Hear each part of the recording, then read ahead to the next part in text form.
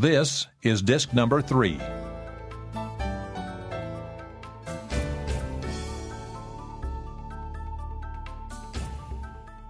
He was interrupted by a phone call from a Johnny Fontaine, bubbling with high spirits. The picture had been shot, the rushes, whatever the hell they were, Hagen thought, were fabulous. He was sending the Don a present for Christmas that would knock his eyes out. He'd bring it himself, but there were some little things to be done in the movie. He would have to stay out on the coast. Hagen tried to conceal his impatience. Johnny Fontaine's charm had always been lost on him, but his interest was aroused. What is it? Johnny Fontaine chuckled and said, I can't tell. That's the best part of a Christmas present. Hagen immediately lost all interest and finally managed, politely, to hang up. 10 minutes later, his secretary told him that Connie Corleone was on the phone and wanted to speak to him. Hagen sighed. As a young girl, Connie had been nice. As a married woman, she was a nuisance. She made complaints about her husband. She kept going home to visit her mother for 2 or 3 days. And Carlo Rizzi was turning out to be a real loser. He had been fixed up with a nice little business and was running it into the ground. He was also drinking, whoring around, gambling, and beating his wife up occasionally. Connie hadn't told her family about that, but she had told Hagen. He wondered what new tale of woe she had for him now. But the Christmas spirit seemed to have cheered her up. She just wanted to ask Hagen what her father would really like for Christmas. And Sonny, and Fred, and Mike. She already knew what she would get her mother. Hagen made some suggestions, all of which she rejected as silly. Finally, she let him go. When the phone rang again, Hagen threw his papers back into the basket. The hell with it, he'd leave. It never occurred to him to refuse to take the call, however. When his secretary told him it was Michael Corleone, he picked up the phone with pleasure. He'd always liked Mike. Tom, I'm driving down to the city with Kay tomorrow. There's something important I want to tell the old man before Christmas. Will he be home tomorrow night? Sure. He's not going out of town until after Christmas. Anything I can do for you? Michael was as close-mouthed as his father. No. I guess I'll see you at Christmas. Everybody's going to be out at Long Beach, right? Right. He was amused when Mike hung up on him without any small talk. He told his secretary to call his wife and tell her he would be home a little late, but to have some supper for him. Outside the building, he walked briskly downtown toward Macy's. Someone stepped in his way. To his surprise, he saw it was Sollazzo. Sollazzo took him by the arm and said quietly, Don't be frightened, I just want to talk to you. A car parked at the curb suddenly had its door open. Sollazzo said urgently, Get in, I want to talk to you. Hagen pulled his arm loose. He was still not alarmed, just irritated. I haven't got time. At that moment, 2 men came up behind him. Hagen felt a sudden weakness in his legs. Sollazzo said softly, Get in the car. If I wanted to kill you, you'd be dead now. Trust me. Without a shred of trust, Hagen got into the car. Michael Corleone had lied to Hagen. He was already in New York, and he had called from a room in the Hotel Pennsylvania, less than 10 blocks away. When he hung up the phone, Kay Adams put out her cigarette. Mike, what a good fibber you are. Michael sat down beside her on the bed. All for you, honey. If I told my family we were in town, we'd have to go there right away. Then we couldn't go out to dinner, we couldn't go to the theater, and we couldn't sleep together tonight. Not in my father's house, not when we're not married. He put his arms around her and kissed her gently on the lips. Her mouth was sweet, and he gently pulled her down on the bed. She closed her eyes, waiting for him to make love to her, and Michael felt an enormous happiness. He had spent the war years fighting in the Pacific, and on those bloody islands he had dreamed of a girl like Kay Adams, of a beauty like hers, a fair and fragile body, milky-skinned and electrified by passion. She opened her eyes and then pulled his head down to kiss him. They made love until it was time for dinner and the theater. After dinner, they walked past the brightly lit department stores full of holiday shoppers, and Michael said to her, What shall I get you for Christmas? She pressed against him. Just you. Do you think your father will approve of me? That's not really the question. Will your parents approve of me? Kay shrugged. I don't care. I haven't thought of changing my name, legally. But if something happened, that wouldn't really help. You sure you want to be a Corleone? He said it only half-jokingly. Yes. She said without smiling. They pressed against each other. They had decided to get married during Christmas week, a quiet civil ceremony at City Hall with just 2 friends as witnesses. But Michael had insisted he must tell his father. He had explained that his father would not object in any way as long as it was not done in secrecy. Kay was doubtful. She said she could not tell her parents until after the marriage. Of course they'll think I'm pregnant. Michael grinned. So will my parents. What neither of them mentioned was the fact that Michael would have to cut his close ties with his family. They both understood that Michael had already done so to some extent, and yet they both felt guilty about this fact. They planned to finish college, seeing each other weekends and living together during summer vacations. It seemed like a happy life. The play was a musical called Carousel, and its sentimental story of a braggart thief made them smile at each other with amusement. When they came out of the theater, it had turned cold. Kay snuggled up to him.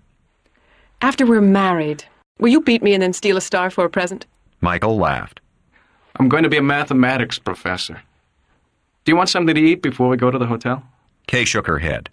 She looked up at him meaningfully. As always, he was touched by her eagerness to make love. He smiled down at her, and they kissed in the cold street. Michael felt hungry, and he decided to order sandwiches sent up to the room. In the hotel lobby, Michael pushed Kay toward the newsstand. Get the papers while I get the key. He had to wait in a small line. The hotel was still short of help despite the end of the war. Michael got his room key and looked around impatiently for Kay. She was standing by the newsstand, staring down at a newspaper she held in her hand. He walked toward her. She looked up at him. Her eyes were filled with tears. Oh, Mike. Oh, Mike. He took the paper from her hands. The first thing he saw was a photo of his father lying in the street, his head in a pool of blood.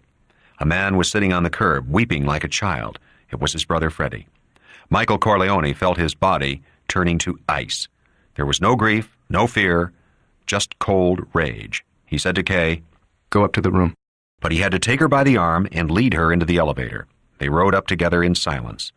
In their room, Michael sat down on the bed and opened the paper. The headline said, Vito Corleone shot. Alleged racket chief critically wounded. Operated on under heavy police guard. Bloody mob war feared. Michael felt the weakness in his legs. He's not dead. The bastards didn't kill him. He read the story again. His father had been shot at 5 in the afternoon. That meant that while he had been making love to Kay, having dinner, enjoying the theater, his father was near death. Michael felt sick with guilt. Shall we go down to the hospital now? Michael shook his head. Let me call the house first. The people who did this are crazy. And now that the old man's still alive, they'll be desperate. Who the hell knows what they'll pull next? Both phones in the Long Beach house were busy, and it was almost 20 minutes before Michael could get through. He heard Sonny's voice saying, Yeah? Sonny, it's me. He could hear the relief in Sonny's voice. Jesus, kid. You had us worried. Where the hell are you? I've sent people to that hick town of yours to see what happened. How's the old man? How bad is he hurt? Pretty bad. They shot him 5 times, but he's tough. Sonny's voice was proud. The doctor said he'll pull through. Listen, kid, I'm busy. I can't talk. Where are you? In New York. Didn't Tom tell you I was coming down? They've snatched Tom. That's why I was worried about you. His wife is here. She don't know, and neither do the cops. I don't want them to know. The bastard who pulled this must be crazy. I want you to get out here right away and keep your mouth shut, okay? Okay. Do you know who did it? Sure. And as soon as Luca Brasi checks in, they're gonna be dead meat. We still have all the horses. I'll be out in an hour. In a cab. He hung up. The papers had been on the streets for over 3 hours. There must have been radio news reports. It was almost impossible that Luca hadn't heard the news. Thoughtfully, Michael pondered the question. Where was Luca Brasi? It was the same question that Hagen was asking himself at that moment. It was the same question that was worrying Sonny Corleone out in Long Beach. At 4:45 that afternoon, Don Corleone had finished checking the papers the office manager of his olive oil company had prepared for him. He put on his jacket and rapped his knuckles on his son Freddie's head to make him take his nose out of the afternoon newspaper. Tell Gatto to get the car from the lot. I'll be ready to go home in a few minutes. Freddie grunted. I'll have to get it myself. Paulie called in sick this morning. Got a cold again. Don Corleone looked thoughtful for a moment. That's the 3rd time this month. I think maybe you'd better get a healthier fella for this job. Tell Tom. Fred protested. Paulie's a good kid. If he says he's sick, he's sick. I don't mind getting the car. He left the office. Don Corleone watched out the window as his son crossed 9th Avenue to the parking lot. He stopped to call Hagen's office, but there was no answer. He called the house at Long Beach, but again, there was no answer. Irritated, he looked out the window. His car was parked at the curb in front of his building. Freddie was leaning against the fender, arms folded, watching the throng of Christmas shoppers. Don Corleone put on his jacket. The office manager helped him with his overcoat. Don Corleone grunted his thanks and went out the door and started down the 2 flights of steps. Out in the street, the early winter light was failing. Freddie leaned casually against the fender of the heavy Buick. When he saw his father come out of the building, Freddie went out into the street to the driver's side of the car and got in. Don Corleone was about to get in on the sidewalk side of the car when he hesitated and then turned back to the long, open fruit stand near the corner. This had been his habit lately. He loved the big out-of-season fruits, yellow peaches and oranges that glowed in their green boxes. The proprietor sprang to serve him. Don Corleone did not handle the fruit. He pointed. The fruit man disputed his decisions only once, to show him that one of his choices had a rotten underside. Don Corleone took the paper bag in his left hand and paid the man with a $5 bill. He took his change, and as he turned to go back to the waiting car, two men stepped from around the corner. Don Corleone knew immediately what was to happen. The two men wore black overcoats and black hats pulled low to prevent identification by witnesses. They had not expected Don Corleone's alert reaction. He dropped the bag of fruit and darted toward the parked car with startling quickness for a man of his bulk. At the same time he shouted, "Fredo! Fredo!" It was only then that the two men drew their guns and fired. The first bullet caught Don Corleone in the back. He felt the hammer shock of its impact, but made his body move toward the car. The next two bullets hit him in the buttocks and sent him sprawling in the middle of the street. Meanwhile, the two gunmen, careful not to slip on the rolling fruit, started to follow in order to finish him off. At that moment, perhaps no more than 5 seconds after the Don's call to his son, Federico Corleone appeared out of his car, looming over it. The gunman fired two more hasty shots at the Don lying in the gutter. One hit him in the fleshy part of his arm, and the second hit him in the calf of his right leg. Though these wounds were the least serious, they bled profusely, forming small pools of blood beside his body. But by this time, Don Corleone had lost consciousness. Freddie had heard his father shout, calling him by his childhood name, and then he had heard the first two loud reports. By the time he got out of the car, he was in shock. He had not even drawn his gun. The two assassins could easily have shot him down, but they too panicked. They must have known the son was armed, and besides, too much time had passed. They disappeared around the corner, leaving Freddie alone in the street with his father's bleeding body. Many of the people thronging the avenue had flung themselves into doorways or on the ground. Others had huddled together in small groups. Freddie still had not drawn his weapon. He seemed stunned. He stared down at his father's body lying face down on the tarred street, lying now in what seemed to him a blackish lake of blood. Freddie went into physical shock. People eddied out again, and someone, seeing him start to sag, led him to the curbstone and made him sit down on it. A crowd gathered around Don Corleone's body, a circle that shattered when the first police car sirened a path through them. Directly behind the police was the Daily News radio car, and even before it stopped, a photographer jumped out to snap pictures of the bleeding Don Corleone. A few moments later, an ambulance arrived. The photographer turned his attention to Freddie Corleone, who was now weeping openly, and this was a curiously comical sight because of his tough, Cupid-featured face, heavy nose, and thick mouth smeared with snot. Detectives were spreading through the crowd, and more police cars were coming up. One detective knelt beside Freddie, questioning him, but Freddie was too deep in shock to answer. The detective reached inside Freddie's coat and lifted his wallet. He looked at the identification inside and whistled to his partner. In just a few seconds, Freddie had been cut off from the crowd by a flock of plainclothesmen.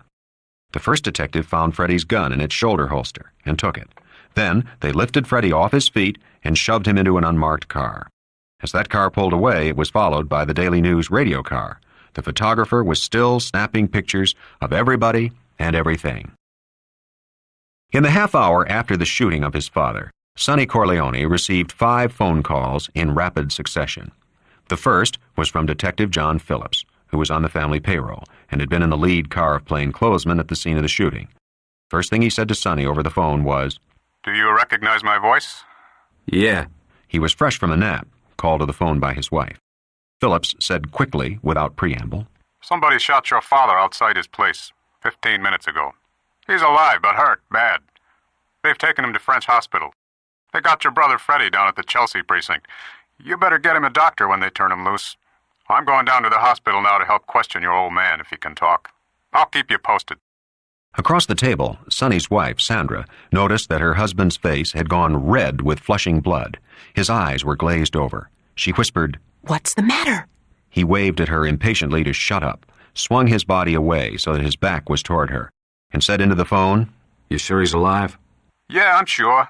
A lot of blood, but I think maybe he's not as bad as he looks. Thanks. Be home tomorrow morning, 8 sharp. You got a grand coming. Sonny cradled the phone. He forced himself to sit still. He knew that his greatest weakness was his anger, and this was one time when anger could be fatal. The first thing to do was get Tom Hagen, but before he could pick up the phone, it rang. The call was from the bookmaker licensed by the family to operate in the district of the Don's office. The bookmaker had called to tell him that the Don had been killed, shot dead in the street. After a few questions to make sure that the bookmaker's informant had not been close to the body, Sonny dismissed the information as incorrect. Philip's dope would be more accurate. The phone rang almost immediately a third time. It was a reporter from the Daily News. As soon as he identified himself, Sonny Corleone hung up. He dialed Hagen's house and asked Hagen's wife, Did Tom come home yet? She said no, that he was not due for another 20 minutes, but she expected him home for supper. Have him call me. He tried to think things out. He tried to imagine how his father would react in a like situation. He had known immediately that this was an attack by Sollozzo, but Sollozzo would never have dared to eliminate so high-ranking a leader as the Don unless he was backed by other powerful people. The phone, ringing for the fourth time, interrupted his thoughts. The voice on the other end was very soft, very gentle. Santino Corleone, Yeah. we have Tom Hagen. In about 3 hours, he'll be released with our proposition. Don't do anything rash until you've heard what he has to say. Could only cause a lot of trouble. What's done is done. Everybody has to be sensible now. Don't lose that famous temper of yours. The voice was slightly mocking. Sonny couldn't be sure, but it sounded like Sollozzo. He made his voice sound muted, depressed. I'll wait. He heard the receiver on the other end click. He looked at his heavy, gold-banded wristwatch and noted the exact time of the call and jotted it down on the tablecloth. He sat at the kitchen table, frowning. His wife asked, Sonny, what is it? They shot the old man. He saw the shock on her face. Don't worry, he's not dead, and nothing else is going to happen. He did not tell her about Hagen. And then the phone rang for the fifth time. It was Clemenza. The fat man's voice came wheezing over the phone in grunt-like gasps. You hear about your father? Yeah, but he's not dead. There was a long pause over the phone, and then Clemenza's voice came, packed with emotion. Thank God, thank God. You sure? I got word he was dead in the street. He's alive. He was listening intently to every intonation in Clemenza's voice. The emotion had seemed genuine, but it was part of the fat man's profession to be a good actor. You will have to carry the ball, Sonny. What do you want me to do? Get over to my father's house. Bring Paulie Gatto. That's all. Don't you want me to send some people to the hospital in your place? No, I just want you and Paulie Gatto. There was a long pause. Clemenza was getting the message. To make it a little more natural, Sonny asked, Where the hell was Paulie, anyway? What the hell was he doing? There was no longer any wheezing on the other end of the line. Clemenza's voice was guarded. Paulie was sick. He had a cold, so he stayed home. He's been a little sick all winter. Sonny was instantly alert. How many times did he stay home the last couple of months? Maybe 3 or 4 times. I always asked Freddie if he wanted another guy, but he said no. There's been no cause. The last 10 years, things been smooth, you know. Yeah. I'll see you at my father's house. Be sure you bring Paulie. Pick him up on your way over. I don't care how sick he is. You got that? He slammed down the phone without waiting for an answer. His wife was weeping silently. He stared at her for a moment, then said in a harsh voice, Any of our people call, tell them to get me in my father's house on his special phone. Anybody else call, you don't know nothing. If Tom's wife calls, tell her that Tom won't be home for a while. He's on business. He pondered for a moment. A couple of our people will come to stay here. He saw her look of fright. You don't have to be scared. I just want them here. Do whatever they tell you to do. If you want to talk to me, get me on Pop's special phone, but don't call me unless it's really important. And don't worry. He went out of the house. Darkness had fallen, and the December wind whipped through them all. Sonny had no fear about stepping out into the night. All 8 houses were owned by Don Corleone. At the mouth of the mall, the 2 houses on either side were rented by family retainers with their own families and star boarders, single men who lived in the basement apartments. Of the remaining 6 houses that formed the rest of the half-circle, 1 was inhabited by Tom Hagen and his family, his own, and the smallest and least ostentatious, by the Don himself. The other 3 houses were given rent-free to retired friends of the Don, with the understanding that they would be vacated whenever he requested. The harmless-looking mall was an impregnable fortress. All 8 houses were equipped with floodlights, which bathed the grounds around them and made the mall impossible to lurk in. Sonny went across the street to his father's house and let himself inside with his own key. Ma, where are you? His mother came out of the kitchen. Behind her rose the smell of frying peppers. Before she could say anything, Sonny took her by the arm and made her sit down. I just got a call. Now don't get worried. Pop's in the hospital. He's hurt. Get dressed and get ready to get down there. I'll have a car and a driver for you in a little while, okay? His mother looked at him steadily for a moment and then asked in Italian, Have they shot him? Sonny nodded. His mother bowed her head for a moment. Then she went back into the kitchen. Sonny followed her. He watched her turn off the gas under the pan full of peppers and then go out and up to the bedroom. He took peppers from the pan and bread from the basket on the table and made a sloppy sandwich with hot olive oil dripping from his fingers. He went into the huge corner room that was his father's office and took the special phone from a locked cabinet box. The phone had been especially installed and was listed under a phony name and a phony address. The first person he called was Luca Brasi. There was no answer. Then he called the safety valve Capo Regime in Brooklyn, a man of unquestioned loyalty to the Don. This man's name was Tessio. Sonny told him what had happened and what he wanted. Tessio was to recruit 50 absolutely reliable men. He was to send guards to the hospital. He was to send men out to Long Beach to work there. Tessio asked, Did they get Clemenza, too? I don't want to use Clemenza's people right now. Tessio understood immediately. There was a pause, and then he said, Excuse me, Sonny. I say this as your father would say it. Don't move too fast. I can't believe Clemenza would betray us. Thanks. I don't think so, but I have to be careful, right? Right. Another thing. My kid brother Mike goes to college in Hanover, New Hampshire. Get some people we know in Boston to go up and get him and bring him down here to the house until this blows over. I'll call him up so he'll expect them. Again, I'm just playing the percentages just to make sure. Okay. I'll be over your father's house soon as I get things rolling. Okay? You know my boys, right? Yeah. He hung up. He went over to a small wall safe and unlocked it. From it, he took an indexed book bound in blue leather. He opened it to the T's until he found the entry he was looking for. It read, Ray Farrell, $5,000, Christmas Eve. This was followed by a telephone number. Sonny dialed the number and said, Farrell? Man on the other end answered. Yes? This is Santino Corleone. I want you to do me a favor, and I want you to do it right away. I want you to check 2 phone numbers and give me all the calls they got and all the calls they made for the last 3 months. He gave Farrell the number of Paulie Gatto's home and Clemenza's home. This is important. Get it to me before midnight, and you'll have an extra very Merry Christmas. Before he settled back to think things out, he gave Luca Brasi's number one more call. Again, there was no answer. This worried him, but he put it out of his mind. Luca would come to the house as soon as he heard the news. Sonny leaned back in the swivel chair. In an hour, the house would be swarming with family people, and he would have to tell them all what to do. And now that he finally had time to think, he realized how serious the situation was. It was the first challenge to the Corleone family and their power in 10 years.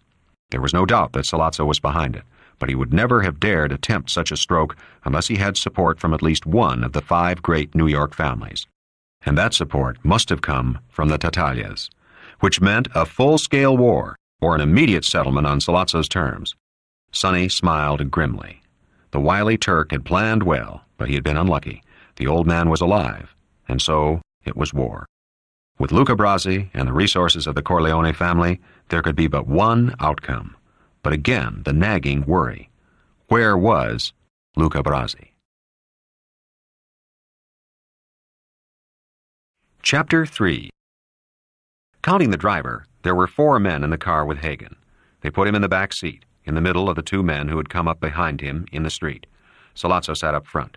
The man on Hagen's right reached over across his body and tilted Hagen's hat over his eyes so that he could not see. Don't even move your pinky. It was a short ride, not more than 20 minutes, and when they got out of the car, Hagen could not recognize the neighborhood because darkness had fallen. They led him into a basement apartment and made him sit on a straight-backed kitchen chair. Sollozzo sat across the kitchen table from him. His dark face had a peculiarly vulturine look. I don't want you to be afraid. I know you're not in the muscle end of the family. I want you to help the Corleones, and I want you to help me. Hagen's hands were shaking as he put a cigarette in his mouth. One of the men brought a bottle of rye to the table and gave him a slug of it in a china coffee cup. Hagen drank the fiery liquid gratefully, steadied his hands, and took the weakness out of his legs. Your boss is dead. He paused, surprised at the tears that sprang to Hagen's eyes. Then he went on. We got him outside his office, in the street. As soon as I got the word, I picked you up. You have to make the peace between me and Sonny. Hagen didn't answer. He was surprised at his own grief, and the feeling of desolation mixed with his fear of death. Sollozzo was speaking again. Sonny was hot for my deal, right? You know it's a smart thing to do, too. Narcotics is a coming thing. There's so much money in it that everybody can get rich just in a couple of years. The Don was an old mustache Pete. His day was over, but he didn't know it. Now he's dead. Nothing can bring him back. I'm ready to make a new deal. I want you to talk Sonny into taking it. Hagen said, You haven't got a chance. Sonny will come after you with everything he's got. That's going to be his first reaction. You have to talk some sense to him. The Tattaglia family stands behind me with all their people. The other New York families will go along with anything that will stop a full-scale war between us. Our war has to hurt them and their businesses. If Sonny goes along with the deal, the other families in the country will consider it none of their affair, even a Don's oldest friends. Hagen stared down at his hands, not answering. Sollozzo went on persuasively. The Don was slipping. In the old days, I could never have gotten to him. The other families distrust him because he made you his consigliere, and you're not even Italian, much less Sicilian. If it goes to all-out war, the Corleone family will be smashed, and everybody loses, me included. I need the family political contacts more than I need the money, even. So talk to Sonny. Talk to the capo regimes. You'll save a lot of bloodshed. Hagen held out his china cup for more whiskey. I'll try. But Sonny is strong-headed. And even Sonny won't be able to call off Luca. You have to worry about Luca. I'll have to worry about Luca if I go for your deal. I'll take care of Luca. You take care of Sonny and the other two kids. Listen, you can tell him that Freddie would have gotten it today with his old man, but my people had strict orders not to gun him. I didn't want any more hard feelings than necessary. You can tell him that. Freddie's alive because of me.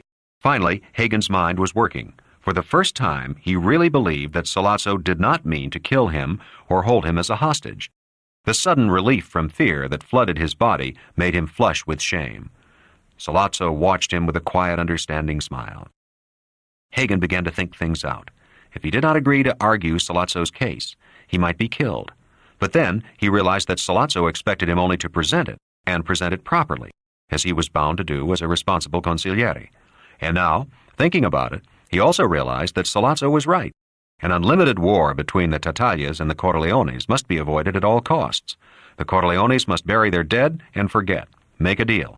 And then, when the time was right, they could move against Sollozzo. But, glancing up, he realized that Sollozzo knew exactly what he was thinking.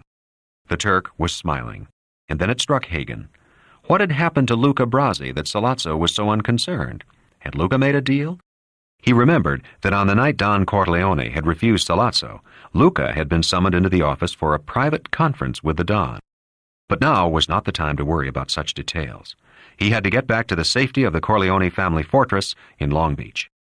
I'll do my best. I believe you're right. It's even what the Don would want us to do. Sollozzo nodded gravely. I don't like bloodshed. I'm a businessman, and blood costs too much money. At that moment, the phone rang, and one of the men sitting behind Hagen went to answer it. He listened and then said curtly, Okay, I'll tell him. He hung up the phone, went to Sollozzo's side, and whispered in the Turk's ear. Hagen saw Sollozzo's face go pale, his eyes glitter with rage. He himself felt a thrill of fear. Sollozzo was looking at him speculatively, and suddenly Hagen knew that he was no longer going to be set free, that something had happened that might mean his death. Sollozzo said, The old man is still alive. 5 bullets in a Sicilian hide, and he's still alive. He gave a fatalistic shrug. Bad luck. Bad luck for me. Bad luck for you. Chapter 4. When Michael Corleone arrived at his father's house in Long Beach, he found the narrow entrance mouth of the mall blocked off with a linked chain.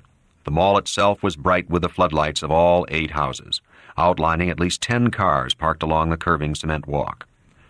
2 men he didn't know were leaning against the chain. One of them asked in a Brooklyn accent, "Who are you?" He told them. Another man came out of the nearest house and peered at his face. "That's the Don's kid," he said. "I'll bring him inside." Mike followed this man to his father's house, where 2 men at the door let him and his escort pass inside. The house seemed to be full of men he didn't know until he went into the living room. There, Michael saw Tom Hagen's wife, Teresa, sitting stiffly on the sofa, smoking a cigarette. On the coffee table in front of her was a glass of whiskey. On the other side of the sofa sat the bulky Clemenza. The capo regime's face was impassive, but he was sweating, and the cigar in his hand glistened slickly black with his saliva. Clemenza came to wring his hand in a consoling way, muttering, "Your mother's at the hospital with your father. He's going to be all right." Paulie Gatto stood up to shake hands. Michael looked at him curiously. He knew Paulie was his father's bodyguard, but did not know that Paulie had stayed home sick that day. But he sensed tension in the thin, dark face. He knew Gatto's reputation as an up-and-coming man, a very quick man who knew how to get delicate jobs done without complications, and today he had failed in his duty. He noticed several other men in the corners of the room, but he did not recognize them. They were not of Clemenza's people. Michael put these facts together and understood. Clemenza and Gatto were suspect. Thinking that Paulie had been at the scene, he asked the ferret-faced young man, "How's Freddie? Is he okay?" Doctor gave him a shot. He's sleeping. Michael went to Hagen's wife and bent down to kiss her cheek. They had always liked each other. He whispered, "Don't worry. Tom will be okay. Have you talked to Sonny yet?" Teresa clung to him for a moment and shook her head. She was a delicate, very pretty woman, more American than Italian, and very scared.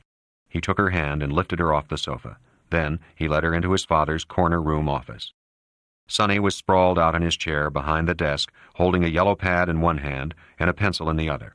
The only other man in the room with him was the capo regime, Tesio, whom Michael recognized and immediately realized that it must be his men who were in the house and forming the new palace guard. He, too, had a pencil and pad in his hands.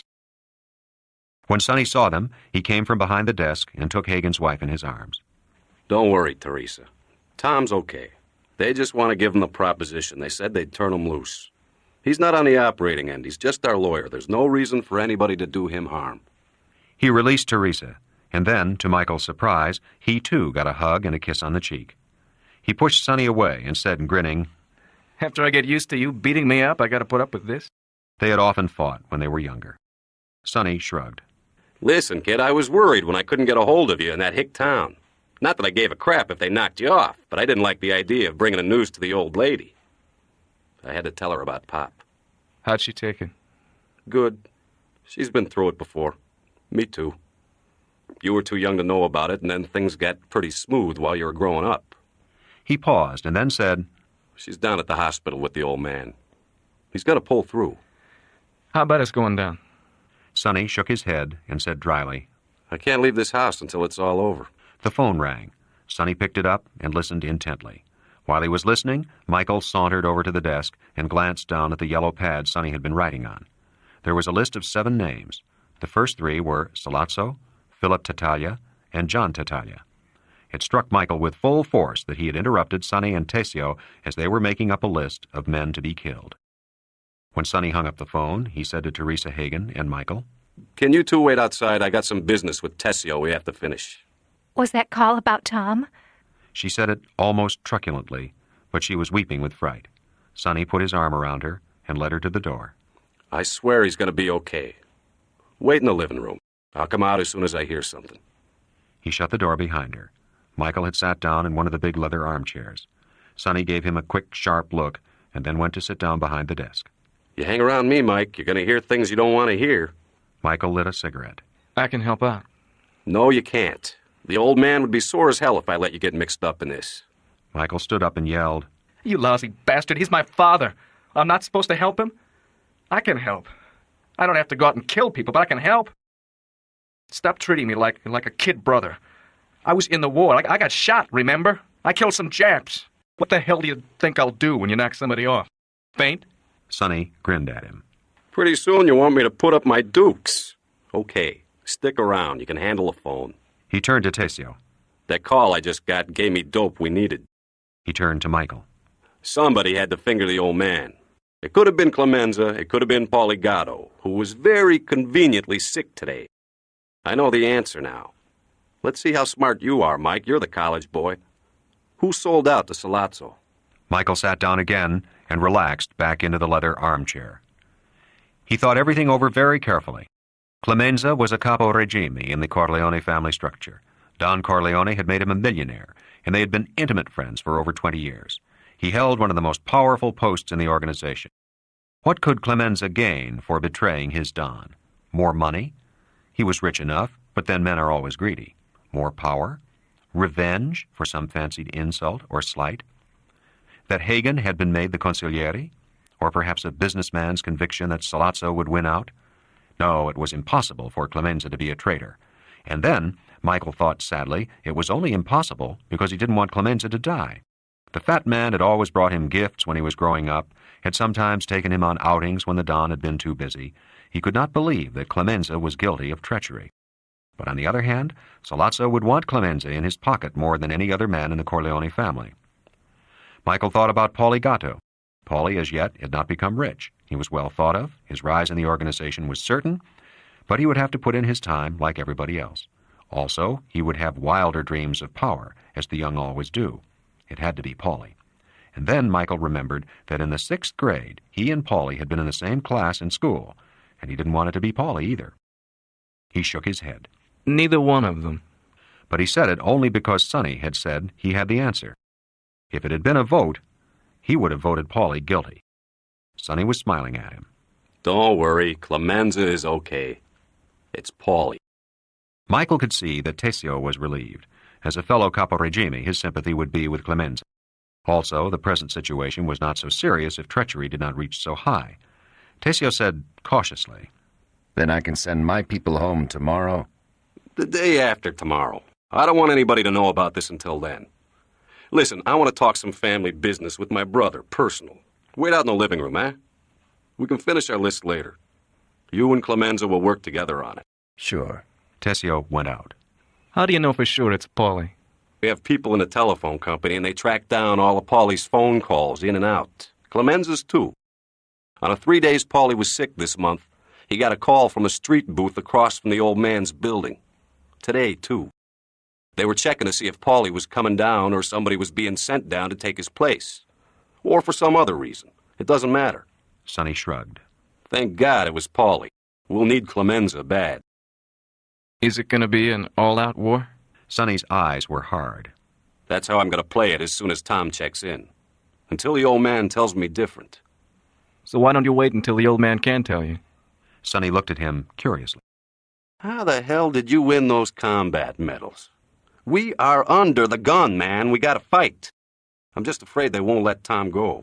Michael was surprised at this. Why not? Again, Sonny's voice was patient. They snatched Tom because they figured the old man was finished and they could make a deal with me and Tom would be the sit-down guy in the preliminary stages, carry the proposition. Now with the old man alive, they know I can't make a deal, so Tom's no good to them.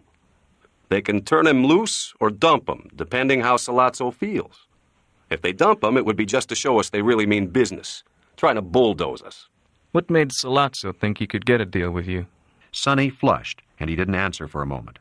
Then he said, We had a meeting a few months ago. Salazzo came to us with a proposition on drugs. The old man turned him down, but during the meeting I shot off my mouth a little. I showed I wanted a deal, which is absolutely the wrong thing to do. If there's one thing the old man hammered into me, it's never to do a thing like that, to let other people know there's a split of opinion in the family. So Salazzo figures he gets rid of the old man, I have to go in with him on the drugs. With the old man gone, the family power is cut at least in half. I would be fighting for my life anyway to keep all the businesses the old man got together. Drugs are the common thing we should get into. And his knocking off the old man is purely business, nothing personal. As a matter of business, I would go in with him. Of course, he would never let me get too close. He'd make sure I'd never get a clean shot at him, just in case. But he also knows that once I accepted the deal, the other families would never let me start a war a couple of years later just for revenge. Also, the Tattaglia family is behind him. If they had gotten the old man, what would you have done? Salazzo is dead meat.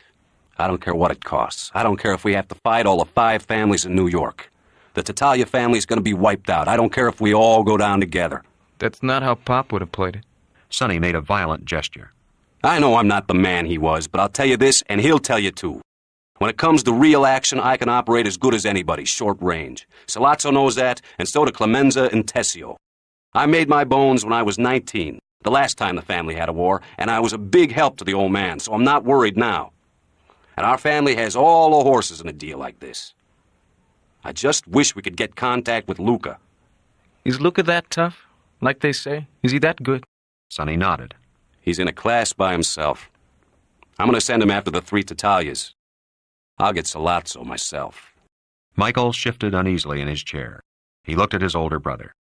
He remembered Sonny as being sometimes casually brutal, but essentially warm-hearted. A nice guy. It seemed unnatural to hear him talking this way. It was chilling to see the list of names he had scribbled down, men to be executed, as if he were some newly crowned Roman emperor.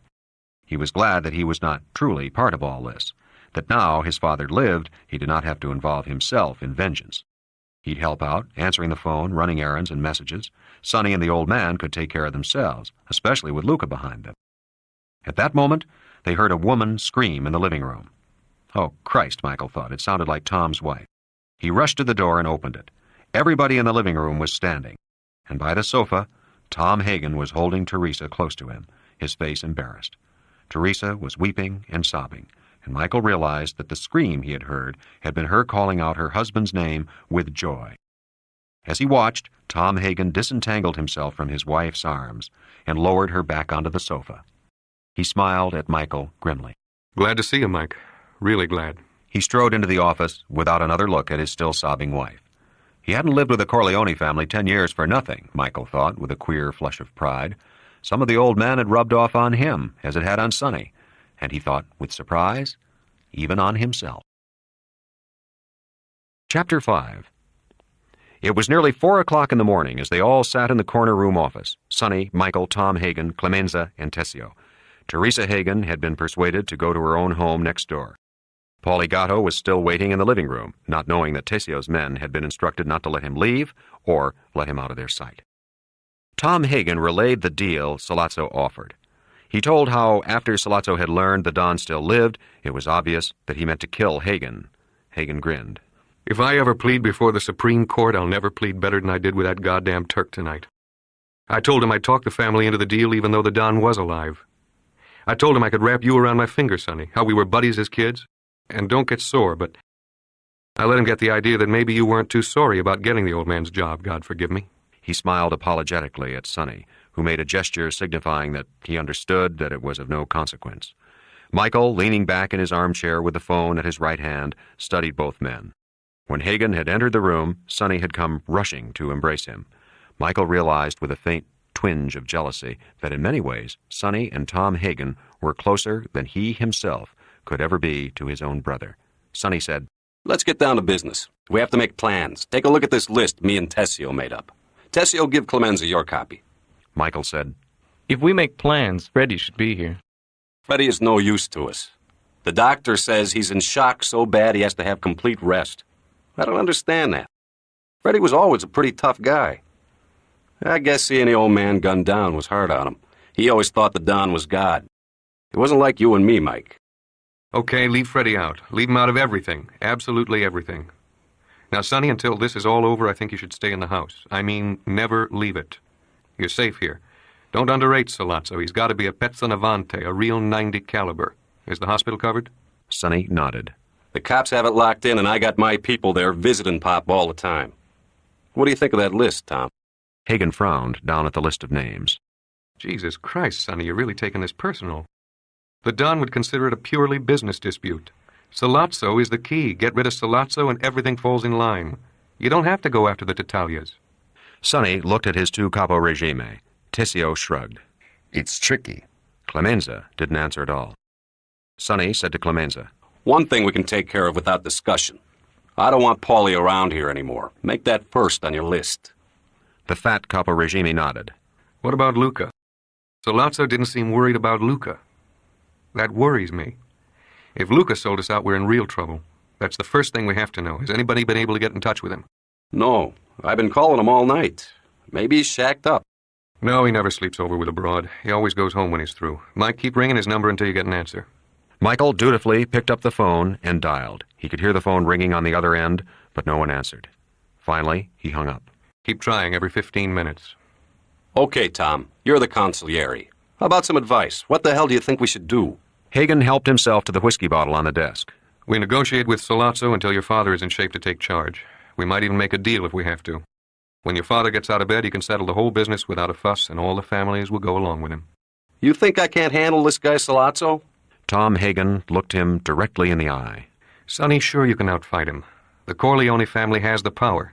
You have Clemenza and Tessio here, and they can muster 1,000 men if it comes to an all-out war. But at the end, there will be a shambles over the whole East Coast, and all the other families will blame the Corleones. We'll make a lot of enemies. And that's something your father never believed in. Michael, watching Sonny, thought he took this well. But Sonny said to Hagen, What if the old man dies? What do you advise then, consigliere? I know you won't do it, but I would advise you to make a real deal with Sollozzo on the drugs. Without your father's political contacts and personal influence, the Corleone family loses half its strength. Without your father, the other New York families might wind up supporting the Tattaglias and Sollozzo just to make sure there isn't a long, destructive war. If your father dies, make the deal. Then wait and see. Sonny was white-faced with anger. That's easy for you to say. It's not your father they killed. I was as good a son to him as you or Mike, maybe better. I'm giving you a professional opinion. Personally, I want to kill all those bastards. The emotion in his voice shamed Sonny. Ah, Christ, Tom, I didn't mean it that way. But he had, really. Blood was blood, and nothing else was its equal. Sonny brooded for a moment as the others waited in embarrassed silence. Then he sighed. Okay, we'll sit tight until the old man can give us the lead. But, Tom, I want you to stay inside the mall, too. Don't take any chances. Mike, you be careful, though I don't think even Sollozzo would bring personal family into the war. Everybody would be against them then. But be careful. Tessio, you hold your people in reserve, but have them nosing around the city. Clemenza, after you settle the Pauly thing, you move your men into the house and the mall to replace Tessio's people. Tessio, you keep your men at the hospital, though. Tom, start negotiation over the phone or by messenger with Sollozzo and the Tattaglias the first thing in the morning. Mike, tomorrow you take a couple of Clemenza's people and go to Luca's house and wait for him to show up, or find out where the hell he is. The crazy bastard might be going after Sollozzo right now if he's heard the news. I can't believe he'd ever go against his Don, no matter what the Turk offered him. Hagen said reluctantly, Maybe Mike shouldn't get mixed up in this so directly. Right. Forget that, Mike. Anyway, I need you on the phone here in the house. That's more important. Michael didn't say anything. He felt awkward, almost ashamed, and he noticed Clemenza and Tessio with faces so carefully impassive that he was sure that they were hiding their contempt. He picked up the phone and dialed Luca Brasi's number and kept the receiver to his ear as it rang and rang. Chapter 6. Peter Clemenza slept badly that night. In the morning, he got up early and made his own breakfast of a glass of grappa, a thick slice of Genoa salami with a chunk of fresh Italian bread that was still delivered to his door as in the old days. Then he drank a great plain china mug filled with hot coffee that had been lashed with anisette. But as he padded about the house in his old bathrobe and red felt slippers, he pondered on the day's work that lay ahead of him. Last night, Sonny Corleone had made it very clear that Pauly Gatto was to be taken care of immediately. It had to be today. Clemenza was troubled, not because Gatto had been his protege and had turned traitor. This did not reflect on the Capo Regime's judgment. After all, Pauly's background had been perfect. He came from a Sicilian family. He had grown up in the same neighborhood as the Corleone children, had indeed even gone to school with one of the sons. He had been brought up through each level in the proper manner. He had been tested and not found wanting. And then, after he had made his bones, he had received a good living from the family, a percentage of an East Side book, and a union payroll slot. Clemenza had not been unaware that Pauly Gatto supplemented his income with freelance stick-ups, strictly against the family rules, but even this was a sign of the man's worth. The breaking of such regulations was considered a sign of high-spiritedness, like that shown by a fine racing horse fighting the reins. And Pauly had never caused trouble with his stick-ups. They had always been meticulously planned and carried out with a minimum of fuss and trouble, with no one ever getting hurt. A $3,000 Manhattan garment center payroll, a small Chinaware factory payroll in the slums of Brooklyn, After all, a young man could always use some extra pocket money. It was all in the pattern. Who could ever foretell that Paulie Gatto would turn traitor? What was troubling Peter Clemenza this morning was an administrative problem. The actual execution of Gatto was a cut-and-dried chore. The problem was, who should the Capo Regime bring up from the ranks to replace Gatto in the family? It was an important promotion, that to button man, one not to be handed out lightly. The man had to be tough, and he had to be smart.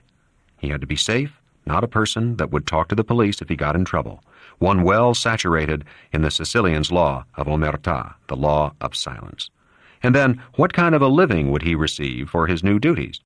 Clemenza had several times spoken to the Don about better rewards for the all-important button man who was first in the front line when trouble arose, but the Don had put him off. If Paulie had been making more money, he might have been able to resist the blandishments of the wily Turk, Sollazzo. Clemenza finally narrowed down the list of candidates to 3 men.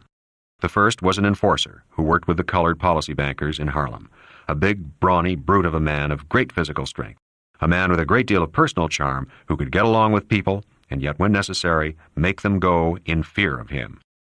But Clemenza scratched him off the list after considering his name for a half hour. This man got along too well with the black people, which hinted at some flaw of character. Also, he would be too hard to replace in the position he now held.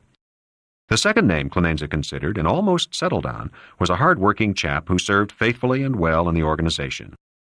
This man was the collector of delinquent accounts for family-licensed Shylocks in Manhattan. He had started off as a bookmaker's runner, but he was not quite yet ready for such an important promotion. Finally, he settled on Rocco Lampone. Lampone had served a short but impressive apprenticeship in the family. During the war, he had been wounded in Africa and had been discharged in 1943. Because of the shortage of young men, Clemenza had taken him on, even though Lampone was partially incapacitated by his injuries and walked with a pronounced limp. Clemenza had used him as a black market contact in the garment center and with government employees controlling OPA food stamps. From that, Lampone had graduated to troubleshooter for the whole operation. What Clemenza liked about him was his good judgment. He knew that there was no percentage in being tough about something that would only cost a heavy fine or 6 months in jail, small prices to pay for the enormous profits earned. He had the good sense to know that it was not an area for heavy threats, but light ones. He kept the whole operation in a minor key, which was exactly what was needed. Clemenza felt the relief of a conscientious administrator who has solved a knotty personnel problem. Yes, it would be Rocco Lampone who would assist, for Clemenza planned to handle this job himself, not only to help a new, inexperienced man make his bones, but to settle a personal score with Paulie Gatto. Paulie had been his protege. He had advanced Paulie over the heads of more deserving and more loyal people. He had helped Paulie make his bones and furthered his career in every way. Paulie had not only betrayed the family, he had betrayed his padrone, Peter Clemenza. This lack of respect had to be repaid. Everything else was arranged. Paulie Gatto had been instructed to pick him up at 3 in the afternoon and to pick him up with his own car, nothing hot. Now, Clemenza took up the telephone and dialed Rocco Lampone's number. He did not identify himself. He simply said, "Come to my house. I have an errand for you." He was pleased to note that, despite the early hour, Lampone's voice was not surprised or dazed with sleep, and he simply said, "Okay." "Good man." Clemenza added, "No rush. Have your breakfast and lunch first before you come see me, but not later than 2 in the afternoon." There was another laconic okay on the other end, and Clemenza hung up the phone. He had already alerted his people about replacing Capo Regime Tessio's people in the Corleone Mall, so that was done.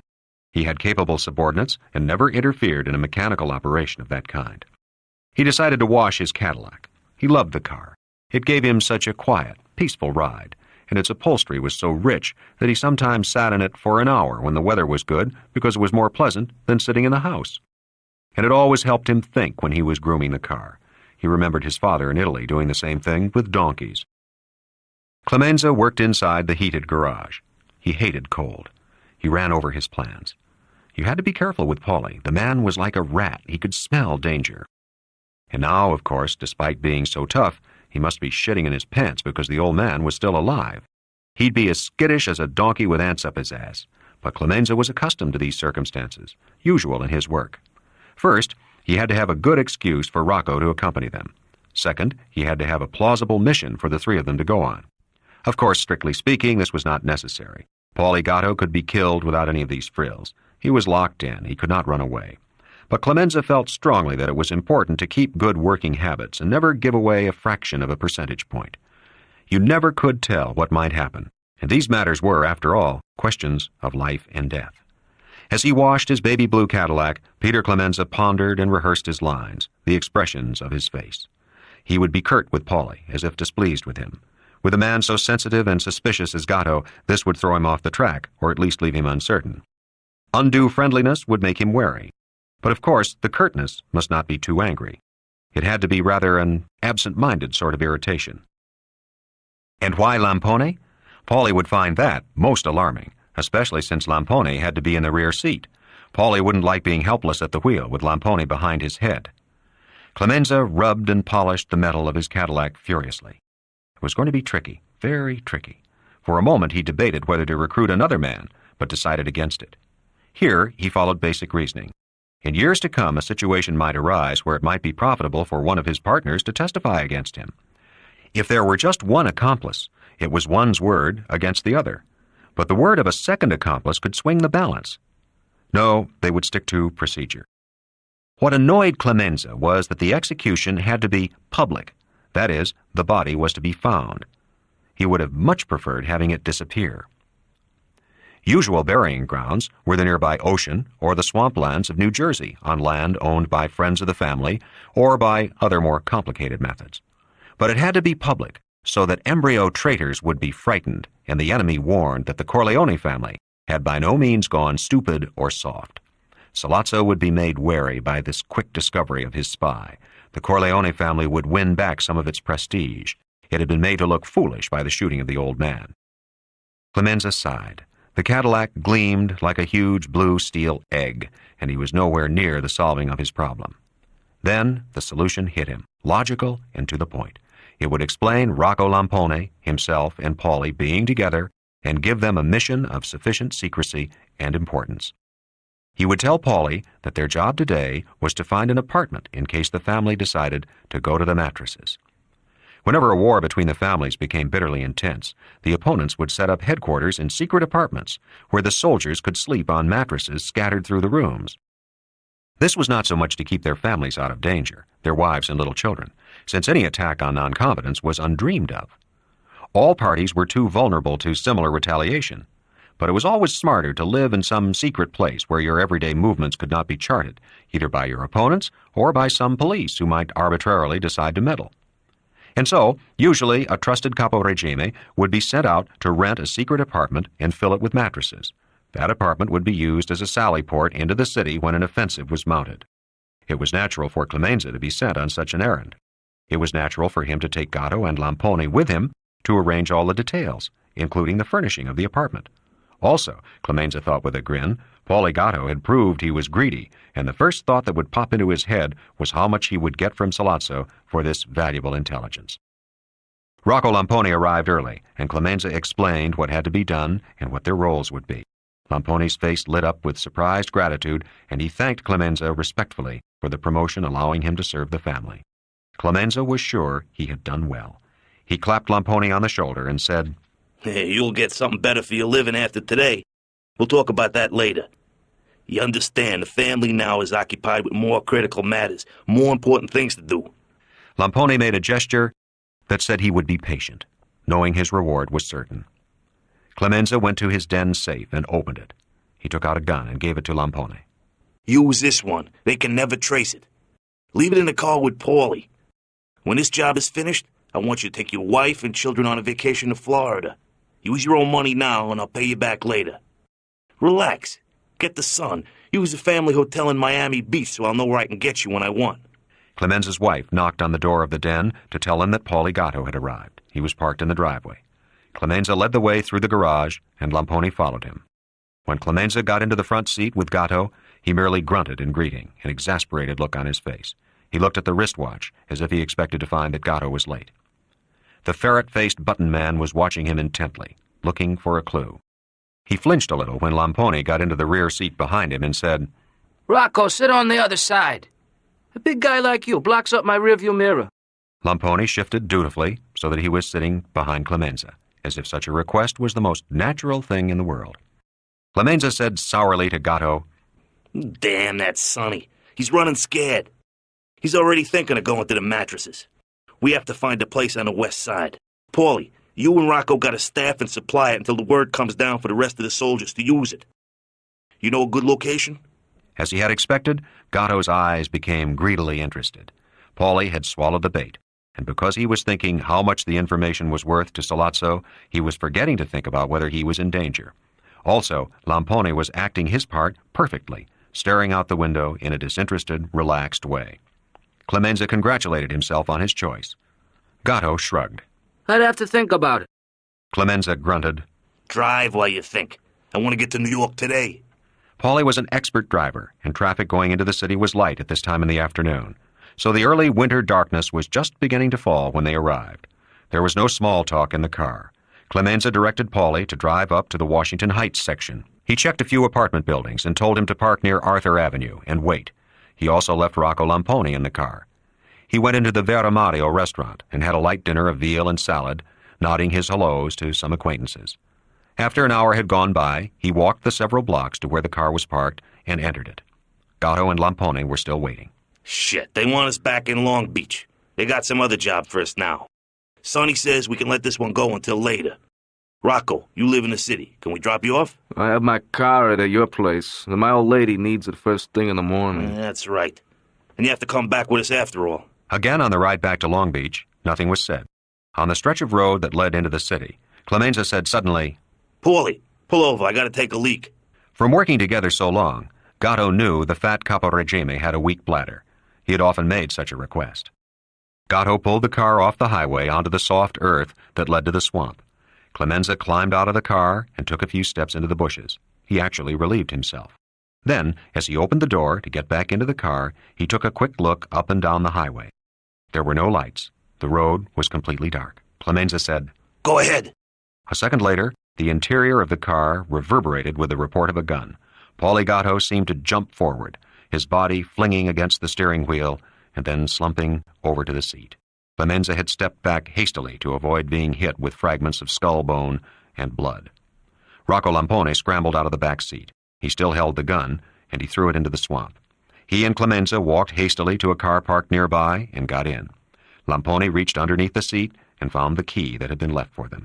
He started the car and drove Clemenza to his home. Then, instead of going back by the same route, he took the Jones Beach Causeway right on through to the town of Merrick and onto the Meadowbrook Parkway until he reached the Northern State Parkway. He rode that to the Long Island Expressway and then continued on to the Whitestone Bridge and through the Bronx to his home in Manhattan. Chapter 7. On the night before the shooting of Don Corleone, his strongest and most loyal and most feared retainer prepared to meet with the enemy.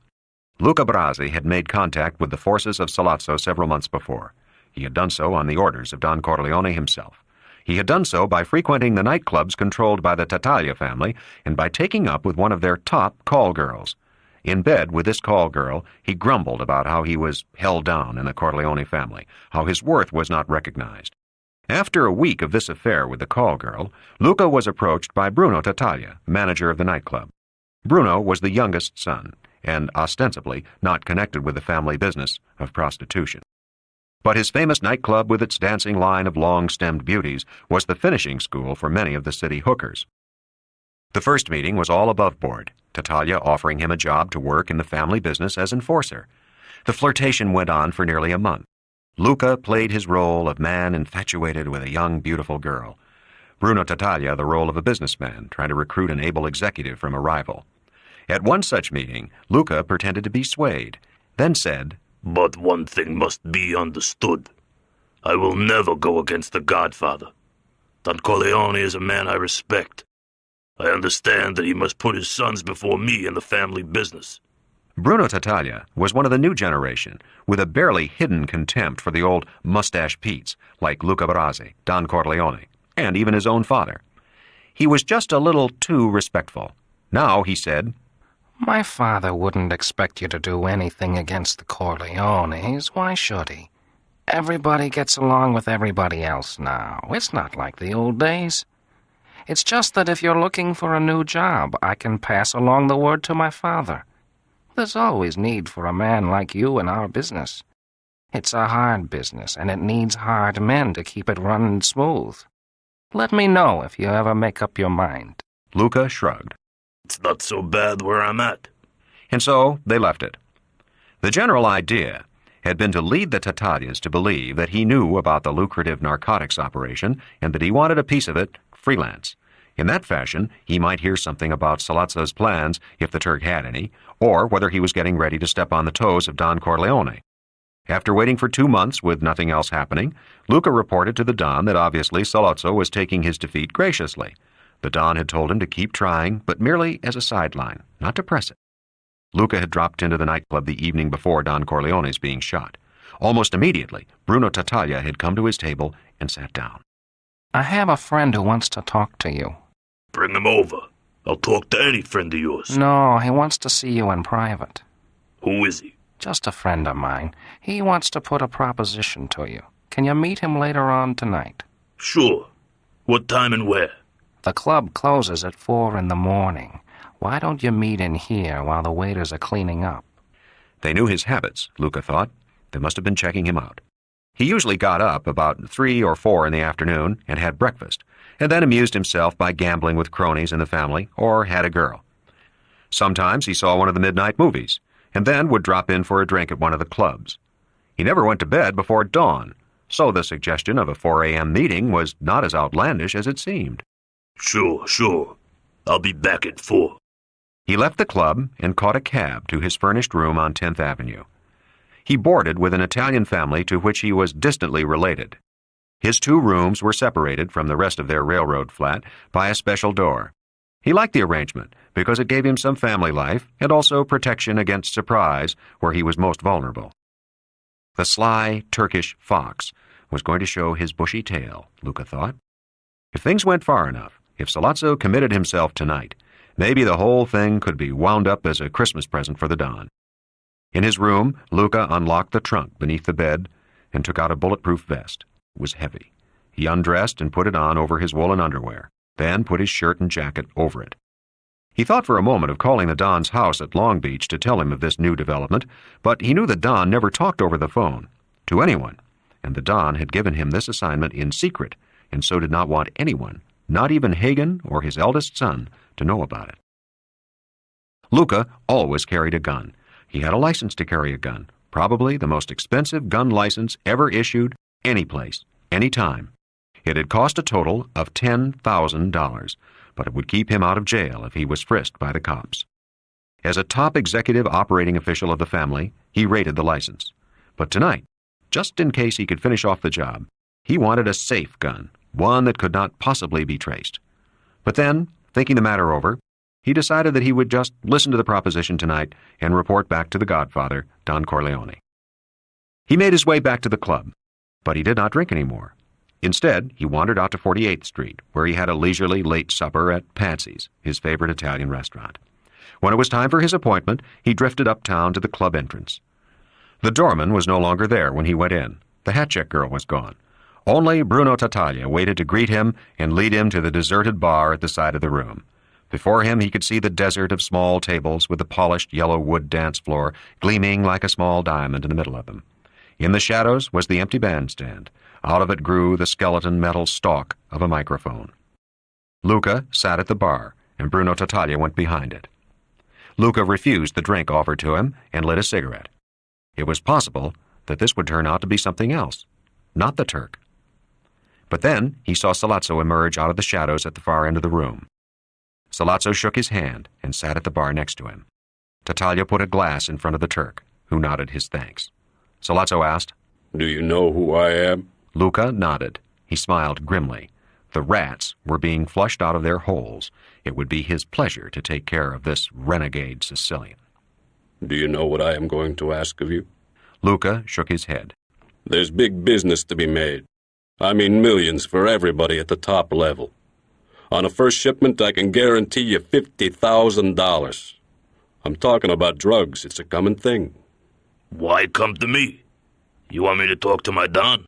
Sollozzo grimaced. I've already talked to the Don. He wants no part of it. All right, I can do without him. But I need somebody strong to protect the operation physically.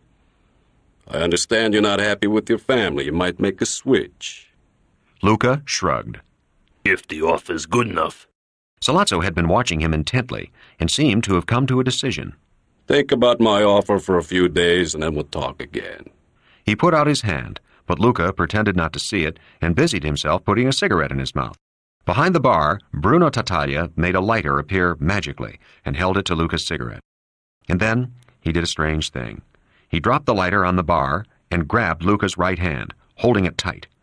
Luca reacted instantly, his body slipping off the bar stool and trying to twist away. But Sollozzo had grabbed his other hand at the wrist. Still, Luca was too strong for both of them and would have broken free, except that a man stepped out of the shadows behind him and threw a thin, silken cord around his neck. The cord pulled tight, choking off Luca's breath. His face became purple, the strength in his arms drained away. Tattaglia and Sollozzo held his hands easily now, and they stood there curiously childlike as the man behind Luca pulled the cord around Luca's neck tighter and tighter. Suddenly, the floor was wet and slippery. Luca's sphincter, no longer under control, opened. The waist of his body spilled out. There was no strength in him anymore, and his legs folded. His body sagged. Sollozzo and Tattaglia let his hands go, and only the strangler stayed with the victim, sinking to his knees to follow Luca's falling body, drawing the cord so tight that it cut into the flesh of the neck and disappeared. Luca's eyes were bulging out of his head as if in the utmost surprise, and this surprise was the only humanity remaining to him. He was dead. Sollozzo said, I don't want him found. It's important that he not be found right now. He turned on his heel and left, disappearing back into the shadows. Chapter 8. The day after the shooting of Don Corleone was a busy time for the family. Michael stayed by the phone, relaying messages to Sonny. Tom Hagen was busy trying to find a mediator satisfactory to both parties so that a conference could be arranged with Sollozzo. The Turk had suddenly become cagey.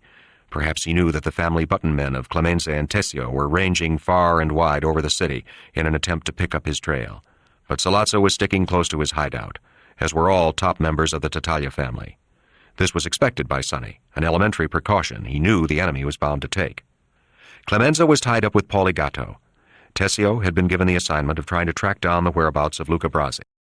Luca had not been home since the night before the shooting, a bad sign. But Sonny could not believe that Brasi had either turned traitor or had been taken by surprise. Mama Corleone was staying in the city with friends of the family so that she could be near the hospital. Carlo Rizzi, the son-in-law, had offered his services, but had been told to take care of his own business that Don Corleone had set him up in, a lucrative bookmaking territory in the Italian section of Manhattan. Connie was staying with her mother in town so that she, too, could visit her father in the hospital. Freddie was still under sedation in his own room of his parents' house.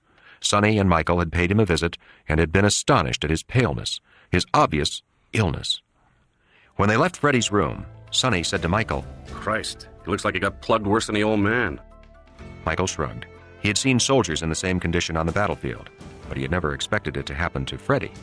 He remembered the middle brother as being physically the toughest one in the family when all of them were kids, but he had also been the most obedient son to his father. This is the end of disc number 3. Please insert disc number 4.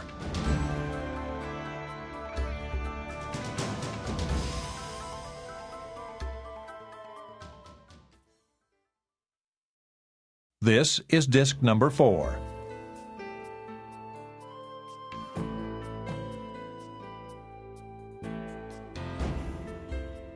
When they left Freddie's room, Sonny said to Michael, Christ, he looks like he got plugged worse than the old man. Michael shrugged. He had seen soldiers in the same condition on the battlefield, but he had never expected it to happen to Freddie.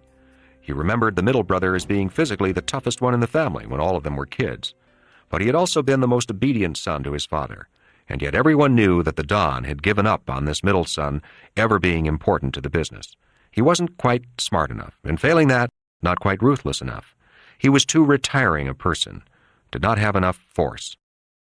Late in the afternoon, Michael got a call from Johnny Fontaine in Hollywood. Sonny took the phone. Nah, Johnny, no use coming back here to see the old man. He's too sick and it would give you a lot of bad publicity. And I know the old man wouldn't like that. Wait until he's better and we can move him home, then come see him. Okay. Yeah, I'll give him your regards. Sonny hung up the phone. He turned to Michael. That'll make Pop happy that Johnny wanted to fly from California to see how he was. Late that afternoon, Michael was called to the listed phone in the kitchen by one of Clemenza's men. It was Kay. Is your father all right? Her voice was a little strained, a little unnatural. Michael knew that she couldn't quite believe what had happened, that his father really was what the newspapers called a gangster. He'll be okay. Can I come with you when you visit him in the hospital? Michael laughed. She had remembered him telling her how important it was to do such things if you wanted to get along with the old Italians. This is a special case. If the newspaper guys get a hold of your name and background, you'll be on page 3 of the Daily News. Girl from old Yankee family mixed up with son of a big mafia chief. How would your parents like that? My parents never read the Daily News.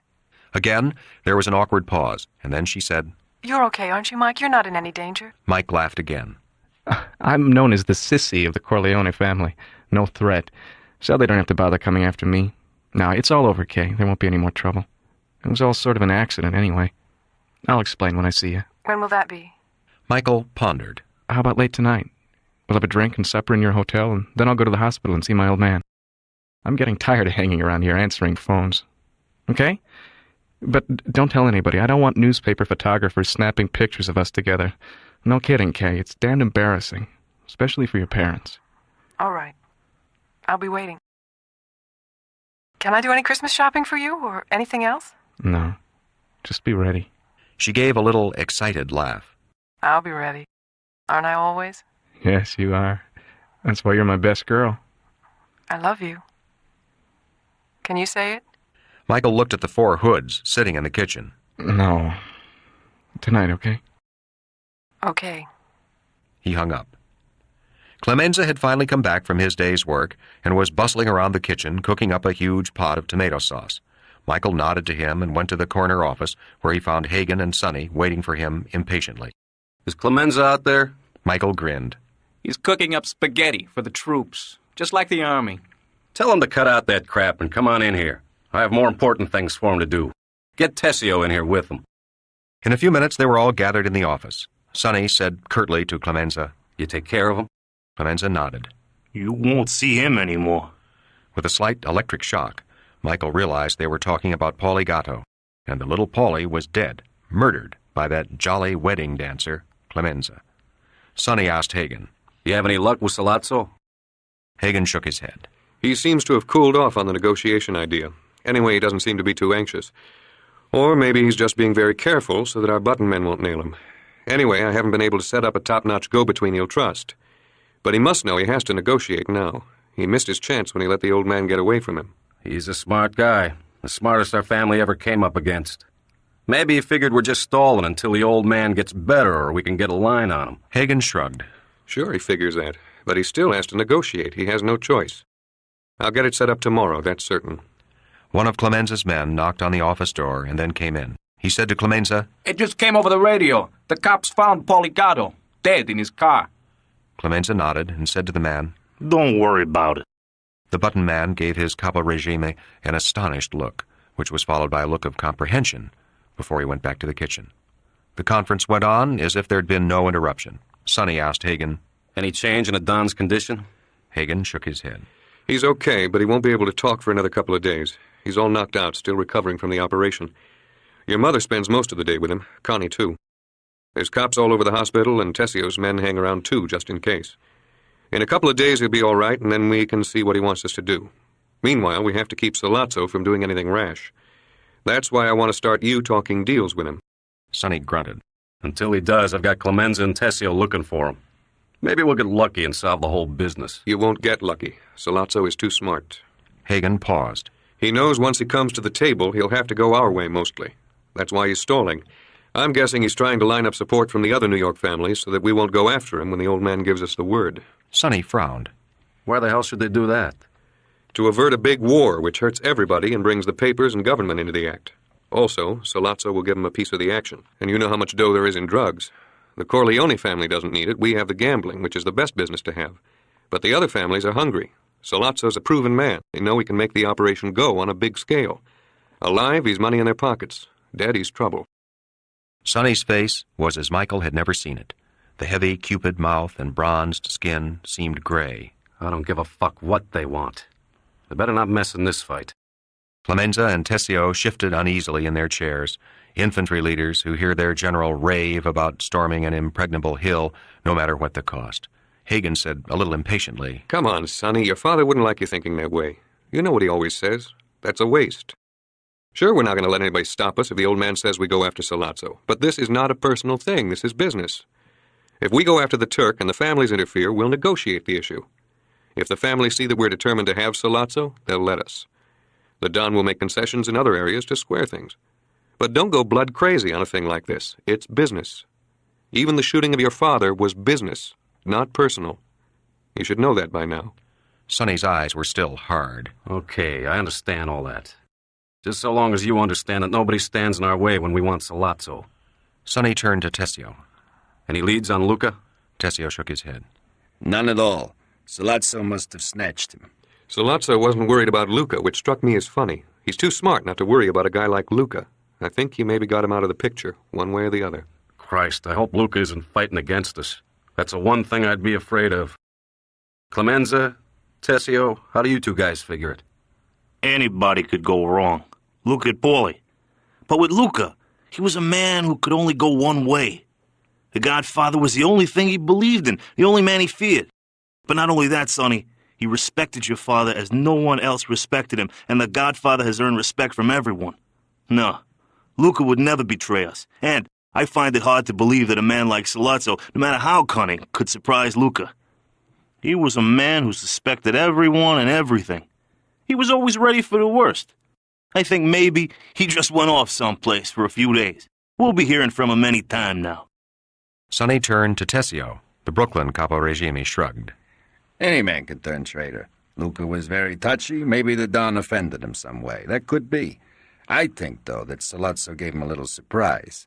That fits in with what the consigliere says. We should expect the worst. Sonny said to all of them, Sollozzo should get the word soon about Paulie Gatto. How will that affect them? It'll make him think. He'll know the Corleone family are not fools. He will realize that he was very lucky yesterday. That wasn't luck. Sollozzo was planning that for weeks. They must have tailed the old man to his office every day and watched his routine. Then they bought Paulie off and maybe Luca. They snatched Tom right on the button. They did everything they wanted to do. They were unlucky, not lucky. Those button men they hired weren't good enough, and the old man moved too quick. If they had killed him, I would have had to make a deal, and Sollozzo would have won. For now. I would have waited maybe and got him 5, 10 years from now. But don't call him lucky, Pete. That's underrating him. And we've done that too much lately. One of the button men brought a bowl of spaghetti in from the kitchen, and then some plates, forks, and wine. They ate as they talked. Michael watched in amazement. He didn't eat, neither did Tom. But Sonny, Clemenza, and Tessio dug in, mopping up sauce with crusts of bread. It was almost comical. They continued their discussion. Tessio didn't think that the loss of Paulie Gatto would upset Sollozzo. In fact, he thought that the Turk might have anticipated it, indeed, might have welcomed it. A useless mouth off the payroll, and he would not be frightened by it. After all, would they be in such a situation? Michael spoke up diffidently. I know I'm an amateur in this, but from everything you guys have said about Sollozzo, plus the fact that all of a sudden he's out of touch with Tom, I guess he has an ace up his sleeve. He might be ready to pull off something real tricky that would put him back on top. If we could figure out what that would be, we'd be in the driver's seat. Yeah, I thought of that, and the only thing I can figure is Luca. The word is already out that he's to be brought here before he's allowed any of his old rights in the family. The only other thing I can think of is that Sollozzo has made his deal with the families in New York, and we'll get the word tomorrow that they will be against us in a war. That we'll have to give the Turk his deal. Right, Tom? Hagen nodded. That's what it looks like to me. And we can't move against that kind of opposition without your father. He's the only one who can stand against the families. He has the political connections they always need, and he can use them for the trading. If he wants to badly enough. Clemenza said, a little arrogantly for a man whose top-button man had recently betrayed him, Sollozzo will never get near this house, boss. You don't have to worry about that. Sonny looked at him thoughtfully for a moment. Then he said to Tessio, How about the hospital? Your men got it covered? For the first time during the conference, Tessio seemed to be absolutely sure of his ground. Outside and inside. Right around the clock. The cops have it covered pretty good, too. Detectives at the bedroom door waiting to question the old man. That's a laugh. The Don is still getting that stuff in the tubes, no food, so we don't have to worry about the kitchen, which would be something to worry about with those Turks. They believe in poison. They can't get at the Don. Not in any way. Sonny tilted back in his chair. It wouldn't be me. They have to do business with me. They need the family machine. He grinned at Michael. I wonder if it's you. Maybe Sollozzo figures to snatch you and hold you for a hostage to make a deal. Michael thought ruefully, there goes my date with Kay. Sonny wouldn't let him out of the house. But Hagen said impatiently, No, he could have snatched Mike any time if he wanted insurance. But everybody knows that Mike is not in the family business. He's a civilian, and if Sollozzo snatches him, then he loses all the other New York families. Even the Tatalias would have to help hunt him down. No, it's simple enough. Tomorrow we'll get a representative from all the families who will tell us we have to do business with a Turk. That's what he's waiting for. That's his ace in the hole. Michael heaved a sigh of relief. Good. I have to go into town tonight. Why? Michael grinned. I figure I'll drop into the hospital, visit the old man, see Mom and Connie, and I got some other things to do. Like the Don, Michael never told his real business, and now he didn't want to tell Sonny he was seeing Kay Adams. There was no reason not to tell him. It was just habit. There was a loud murmur of voices in the kitchen. Clemenza went out to see what was happening. When he came back, he was holding Luca Brasi's bulletproof vest in his hands. Wrapped in the vest was a huge, dead fish. Turk has heard about his spy, Paulie Gatto. And now we know about Luca Brasi. Sonny lit a cigar and took a shot of whiskey. Michael, bewildered, said, What the hell does that fish mean? It was Hagen, the Irisher, the consigliere, who answered him. The fish means that Luca Brasi is sleeping on the bottom of the ocean. It's an old Sicilian message. Chapter 9. When Michael Corleone went into the city that night, it was with a depressed spirit. He felt that he was being enmeshed in the family business against his will, and he resented Sonny using him, even to answer the phone. He felt uncomfortable being on the inside of the family councils, as if he could be absolutely trusted with such secrets as murder. And now going to see Kay, he felt guilty about her also. He had never been completely honest with her about his family. He had told her about them, but always with little jokes and colorful anecdotes that made them seem more like adventurers in a Technicolor movie than what they really were. And now his father had been shot down in the street, and his eldest brother was making plans for murder. That was putting it plainly and simply, but that was never how he would tell it to Kay. He had already said his father being shot was more like an accident, and that all the trouble was over. Hell, it looked like it was just beginning. Sonny and Tom were off-center on this guy Sollozzo. They were still underrating him, even though Sonny was smart enough to see the danger. Michael tried to think what the Turk might have up his sleeve. He was obviously a bold man, a clever man, a man of extraordinary force. You had to figure him to come up with a real surprise. But then, Sonny and Tom and Clemenza and Tessio were all agreed that everything was under control, and they all had more experience than he did. He was the civilian in this war, Michael thought wryly, and they'd have to give him a hell of a lot better medals than he'd gotten in World War II to make him join this one. Thinking this made him feel guilty about not feeling more sympathy for his father. His own father shot full of holes. And yet, in a curious way, Michael, better than anyone else, understood when Tom had said it was just business, not personal. That his father had paid for the power he had wielded all his life, the respect he had extorted from all those around him. What Michael wanted was out of all this, to lead his own life. But he couldn't cut loose from the family until the crisis was over. He had to help in a civilian capacity. With sudden clarity, he realized that he was annoyed with the role assigned to him, that of the privileged non-combatant, the excused conscientious objector. That was why the word civilian kept popping into his skull in such an irritating way. When he got to the hotel, Kay was waiting for him in the lobby. A couple of Clemenza's people had driven him into town and dropped him off in a nearby corner after making sure they were not followed. They had dinner together and some drinks. What time are you going to visit your father? Michael looked at his watch. Visiting hours end at 8:30. I think I'll go after everybody has left. They'll let me up. He has a private room and his own nurses, so I can just sit with him for a while. I don't think he can talk yet, or even know if I'm there, but I have to show respect. I feel so sorry for your father. He seemed like such a nice man at the wedding. I can't believe the things the papers are printing about him. I'm sure most of it's not true. I don't think so either. He was surprised to find himself so secretive with Kay. He loved her. He trusted her. But he would never tell her anything about his father or the family. She was an outsider. What about you? Are you going to get mixed up in this gang war the papers are talking about so gleefully? Michael grinned, unbuttoned his jacket, and held it wide open. Look, no guns. Kay laughed. It was getting late, and they went up to their room. She mixed a drink for both of them and sat on his lap as they drank. Beneath her dress, she was all silk until his hand touched the glowing skin of her thigh. They fell back on the bed together and made love with all their clothes on, their mouths glued together. When they were finished, they lay very still, feeling the heat of their bodies burning through their garments. Kay murmured, "Is that what you soldiers call a quickie?" Yeah. It's not bad. They dozed off until Michael suddenly started up anxiously and looked at his watch. Dan, it's nearly 10. I have to get down to the hospital. He went to the bathroom to wash up and comb his hair. Kay came in after him and put her arms around his waist from behind. When are we going to get married? Whenever you say.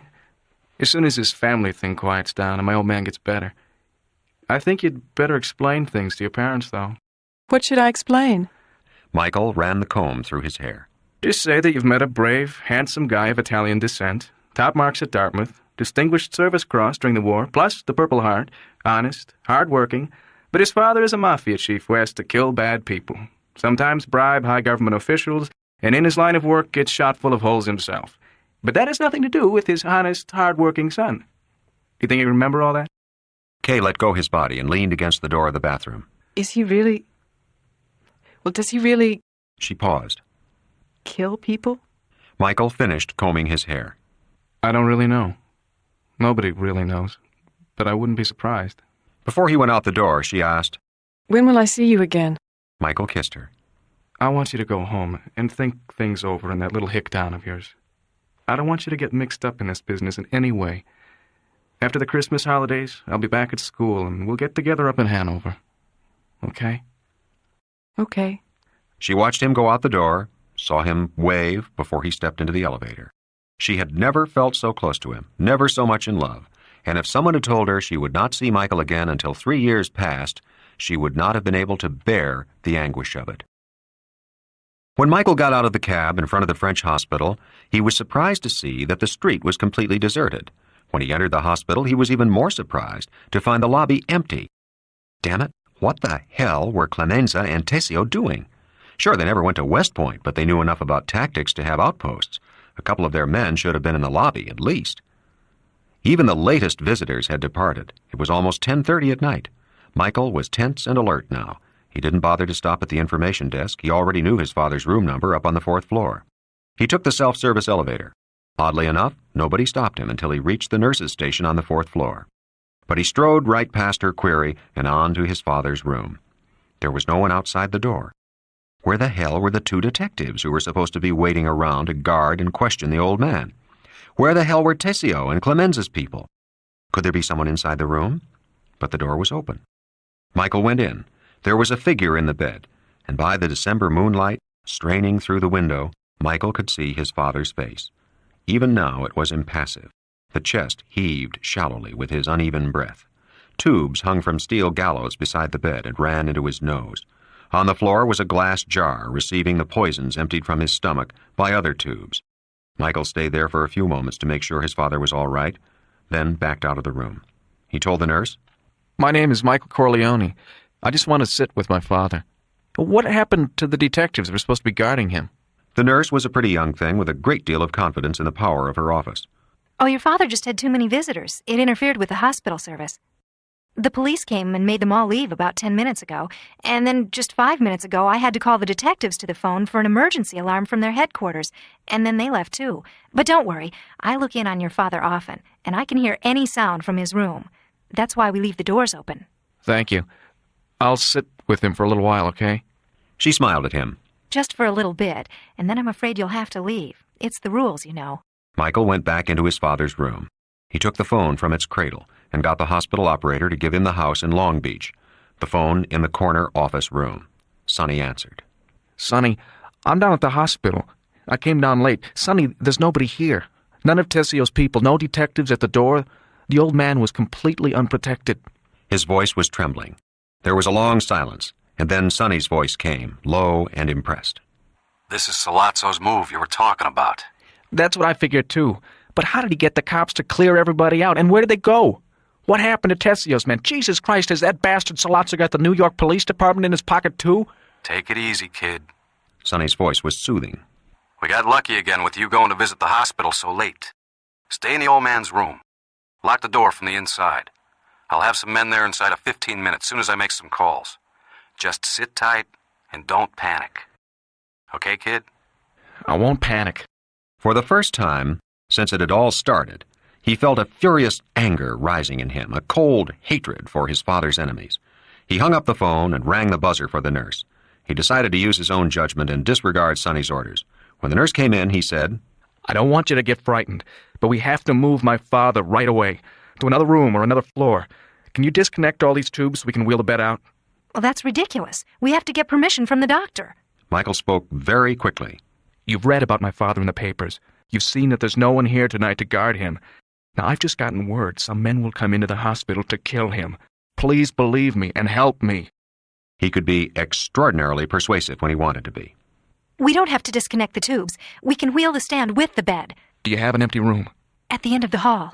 It was done in a matter of moments, very quickly and very efficiently. Stay here with him until help comes. If you're outside at your station, you might get hurt.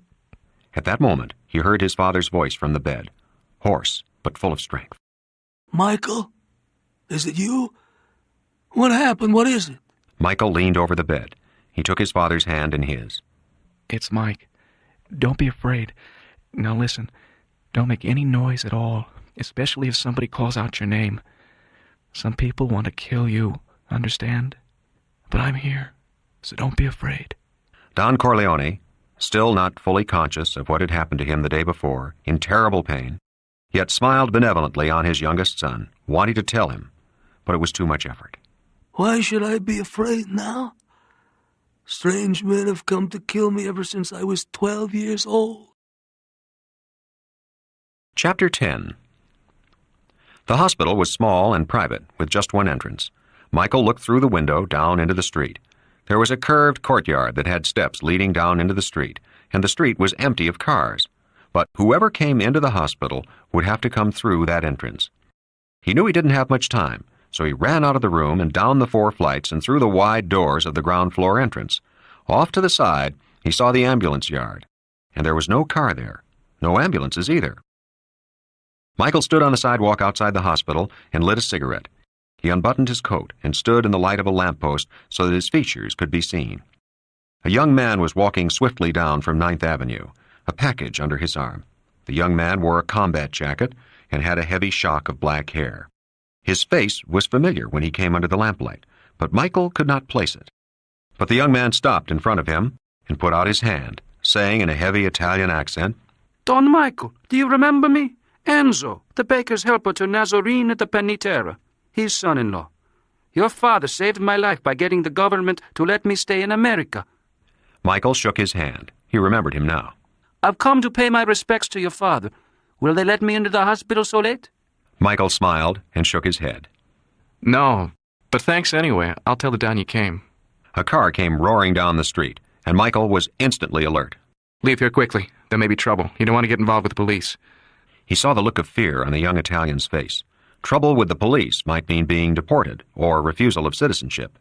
But the young man stood fast. He whispered in Italian, If there's trouble, I'll stay to help. I owe it to the Godfather. Michael was touched. He was about to tell the young man to go away again, but then he thought, why not let him stay? 2 men in front of the hospital might scare off any of Sollazzo's crew sent to do a job. 1 man almost certainly would not. He gave Enzo a cigarette and lit it for him. They both stood under the lamppost in the cold December night. The yellow panes of the hospital, bisected by the greens of Christmas decorations, twinkled down on them.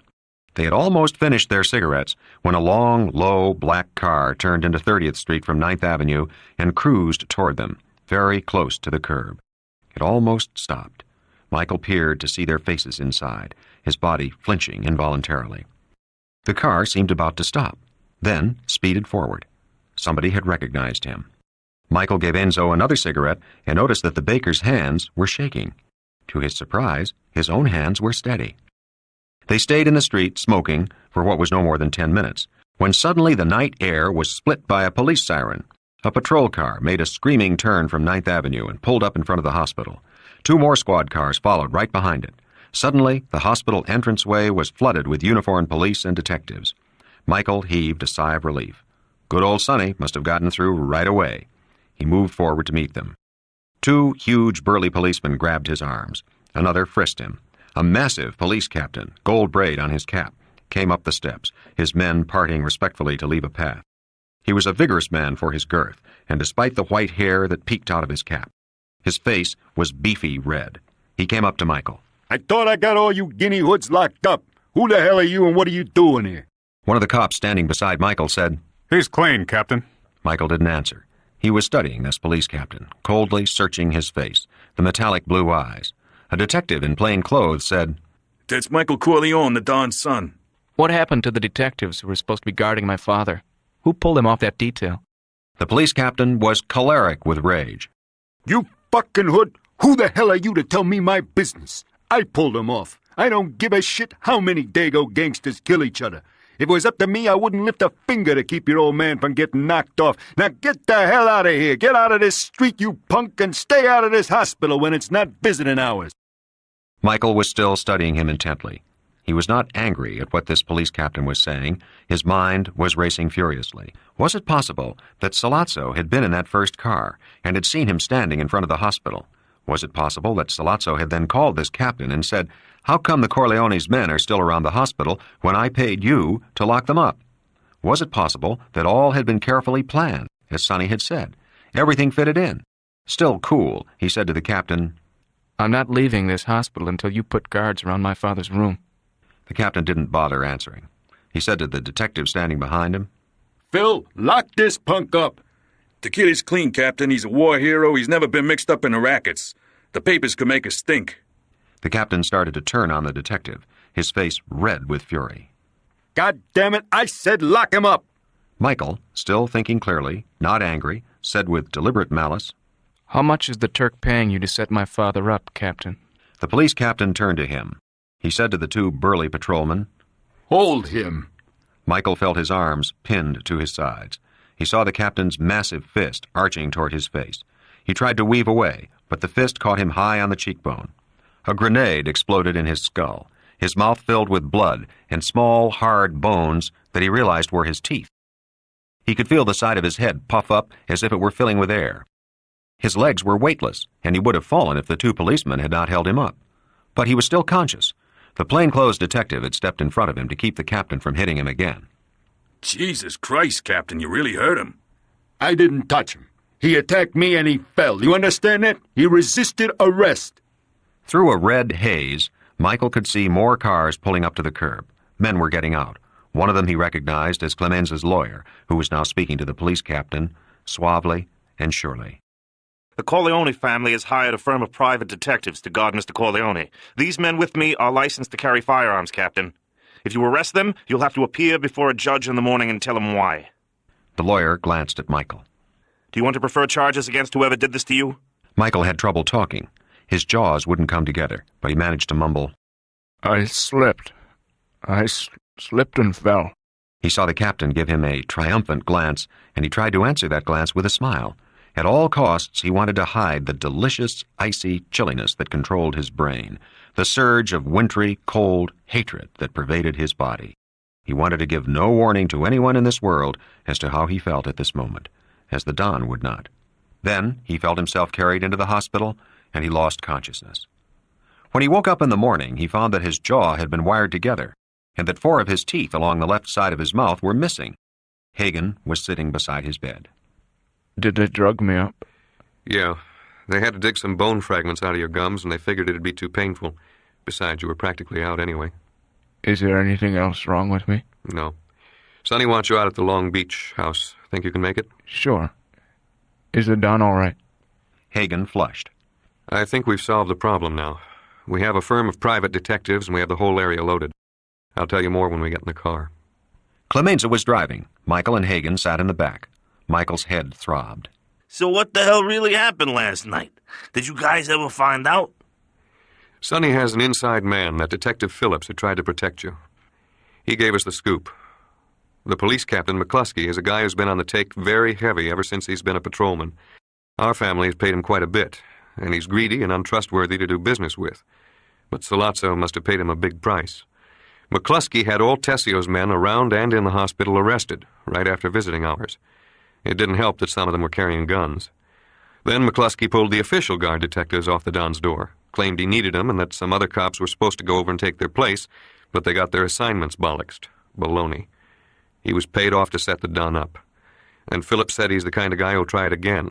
Sollozzo must have given him a fortune for openers and promised him the moon to come. Was Mike getting hurt in the papers? No, we kept that quiet. Nobody wants that known. Not the cops, not us. Good. That boy Enzo get away? Yeah, he was smarter than you. When the cops came, he disappeared. He claims he stuck with you while Sollozzo's car went by. Is that true? Yeah, he's a good kid. He'll be taken care of. You feeling okay? His face was concerned. You look lousy. I'm okay. What was that police captain's name? McCluskey. By the way, it might make you feel better to know that the Corleone family finally got up on the scoreboard. Bruno Tattaglia, 4 o'clock this morning. How come? I thought we were supposed to sit tight. Hagen shrugged. After what happened at the hospital, Sonny got hard. The button men are out all over New York and New Jersey. We made the list last night. I'm trying to hold Sonny in, Mike. Maybe you can talk to him. This whole business can still be settled without a major war. I'll talk to him. Is there a conference this morning? Yeah. Sollozzo finally got in touch and wants to sit down with us. A negotiator is arranging the details. That means we win. Sollozzo knows he's lost and he wants to get out with his life. Hagen paused. Maybe he thought we were soft, ready to be taken because we didn't strike back. Now with one of the Tattaglia sons dead, he knows we mean business. He really took an awful gamble bucking the Don. By the way, we got the confirmation on Luca. They killed him the night before they shot your father. In Bruno's nightclub. Imagine that? No wonder they caught him off guard. At the houses in Long Beach, the entrance to the mall was blocked by a long black car parked across its mouth. 2 men leaned against the hood of the car. The 2 houses on each side, Michael noticed, had opened windows on their upper floors. Christ, Sonny must really mean business. Clemenza parked the car outside the mall, and they walked inside it. The 2 guards were Clemenza's men, and he gave them a frown of greeting that served as a salute. The men nodded their heads in acknowledgement. There were no smiles, no greetings. Clemenza led Hagen and Michael Corleone into the house. The door was opened by another guard before they rang. He had obviously been watching from a window. They went to the corner office and found Sonny and Tessio waiting for them. Sonny came to Michael, took his younger brother's head in his hands. Beautiful, beautiful. Michael knocked his hands away and went to the desk and poured himself some scotch, hoping it would dull the ache in his wired jaw. The 5 of them sat around the room, but the atmosphere was different than their earlier meetings. Sonny was gayer, more cheerful, and Michael realized what that gaiety meant. There were no longer any doubts in his older brother's mind. He was committed, and nothing would sway him. The attempt by Sollozzo the night before was the final straw. There could no longer be any question of a truce. Sonny said to Hagen, "We got a call from the negotiator while you were gone. The Turk wants a meeting now." Sonny laughed. The ball's on that son of a bitch. After he crapped out last night, he wants a meeting today or the next day. Meanwhile, we're supposed just to lay back and take everything he dishes out. What fucking nerve? What did you answer? Sonny grinned. I said, sure, why not?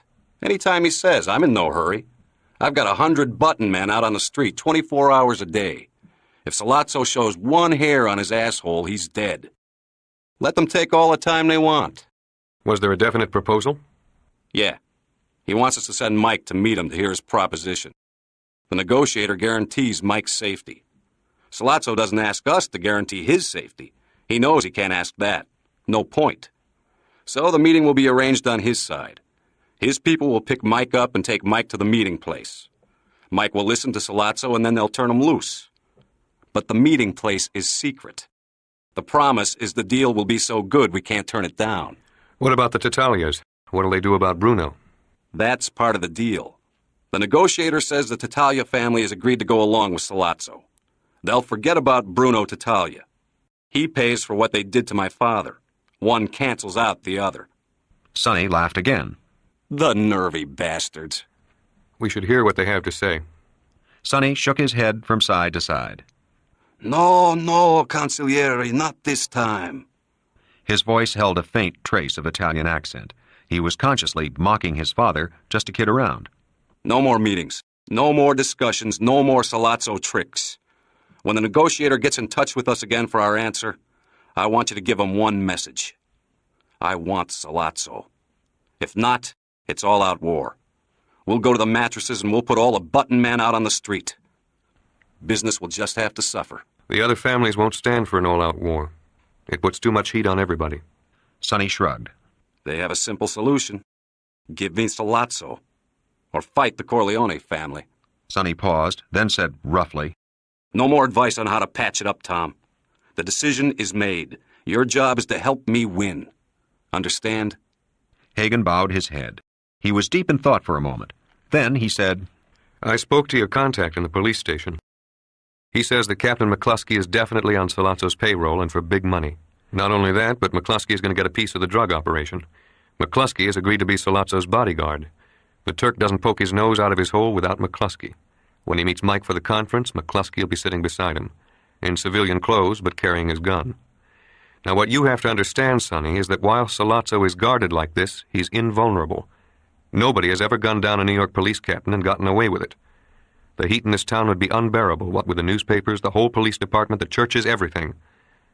That would be disastrous. The families would be after you. The Corleone family would become outcasts. Even the old man's political protection would run for cover, so take that into consideration. Sonny shrugged. McCluskey can't stay with the Turk forever. We'll wait. Tessio and Clemenza were puffing on their cigars uneasily, not daring to speak, but sweating. It would be their skins that would go on the line if the wrong decision was made. Michael spoke for the first time. He asked Hagen, Can the old man be moved out of the hospital onto the mall here? Hagen shook his head. That's the first thing I asked. Impossible. He's in very bad shape. He'll pull through, but he needs all kinds of attention. Maybe some more surgery. Impossible. Then you have to get Sollazzo right away. We can't wait. The guy's too dangerous. He'll come up with some new idea. Remember, the key is still that he gets rid of the old man. He knows that. Okay, he knows it now. It's very tough, so he's willing to take defeat for his life. But if he's going to get killed anyway, he'll have another crack at the Don. And with that police captain helping him, who knows what the hell might happen. We can't take that chance. We have to get Sollazzo right away. Sonny was scratching his chin thoughtfully. You're right, kid. You got right to the old nuts. We can't let Sollazzo get another crack at the old man. What about Captain McCluskey? Sonny turned to Michael with an odd little smile. Yeah, kid. What about that tough police captain? Okay, it's an extreme. But there are times when the most extreme measures are justified. Let's think now that we have to kill McCluskey. The way to do it would be to have him heavily implicated so that it's not an honest police captain doing his duty, but a crooked police official mixed up in the rackets who got what was coming to him, like any crook. We have newspaper people on our payroll. We can give that story to them with enough proof so that they can back it up. That should take some of the heat off. How does that sound? Michael looked around deferentially to the others. Tessio and Clemenza had gloomy faces and refused to speak.